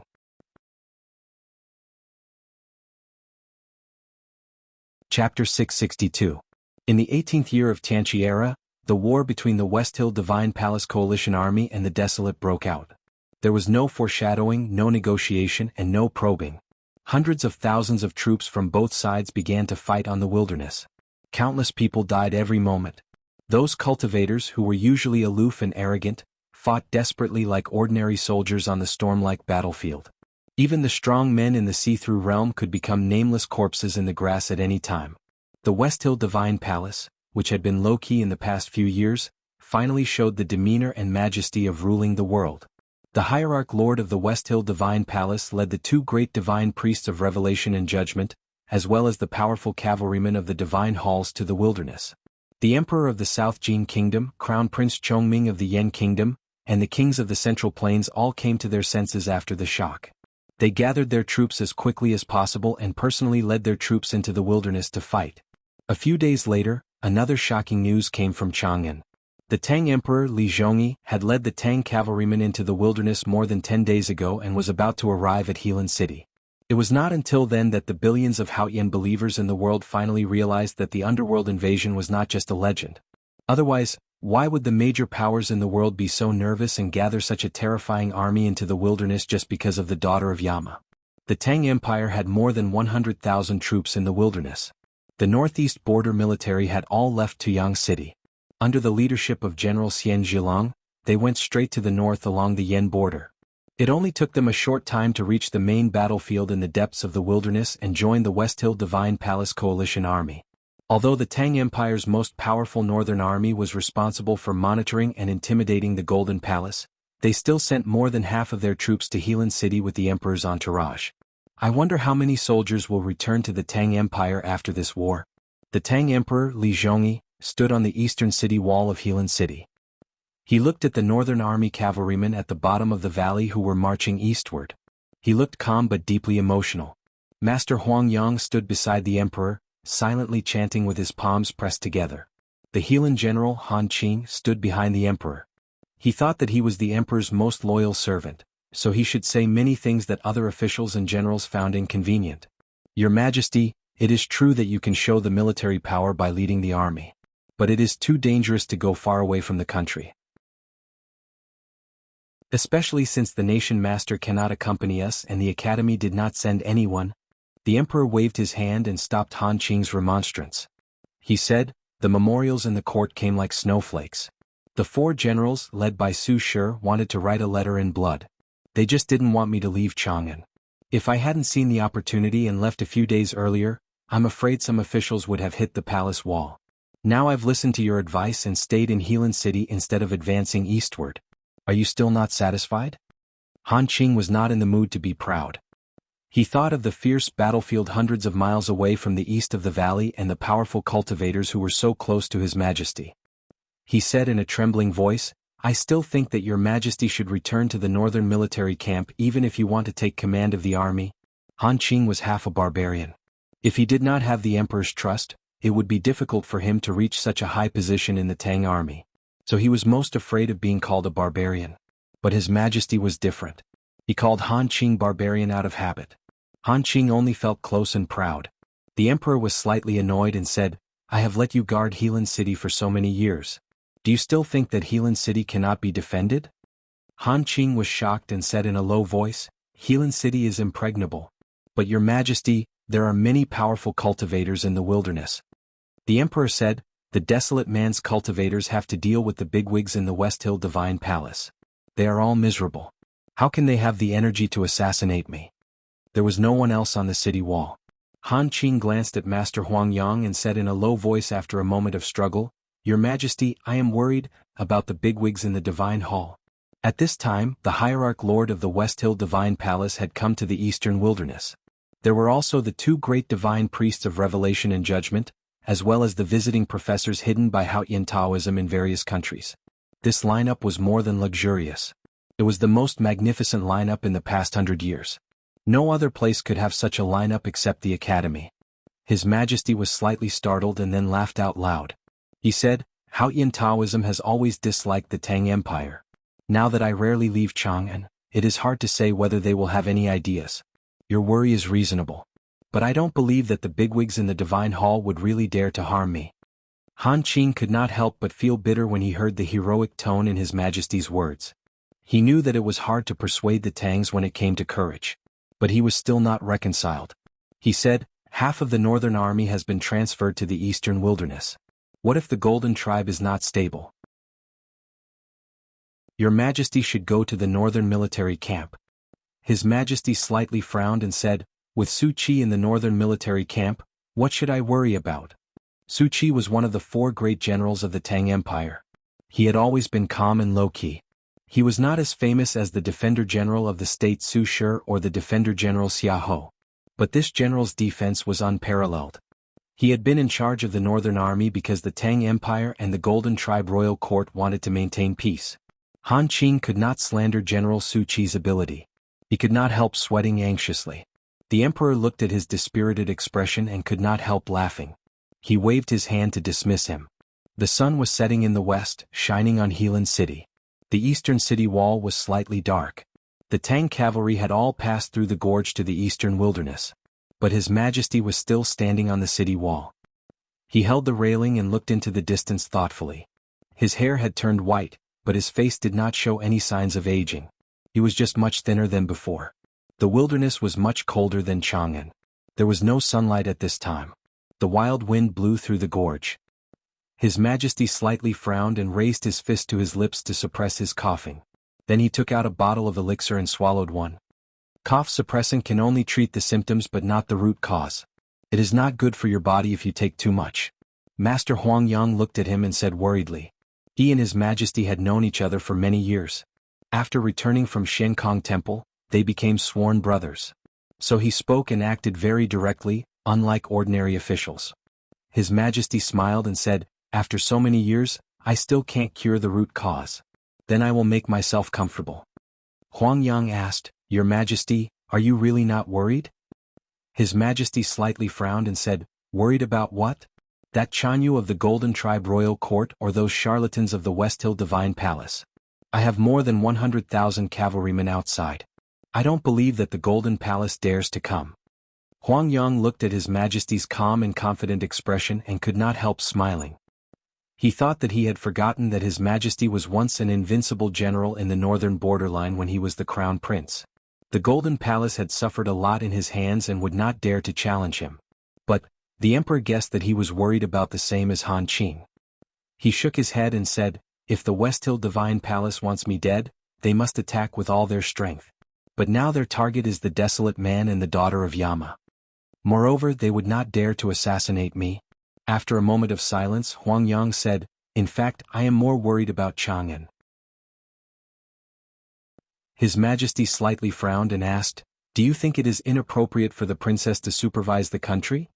Huangyang thought that it was not only him who thought it was inappropriate for the princess to supervise the country.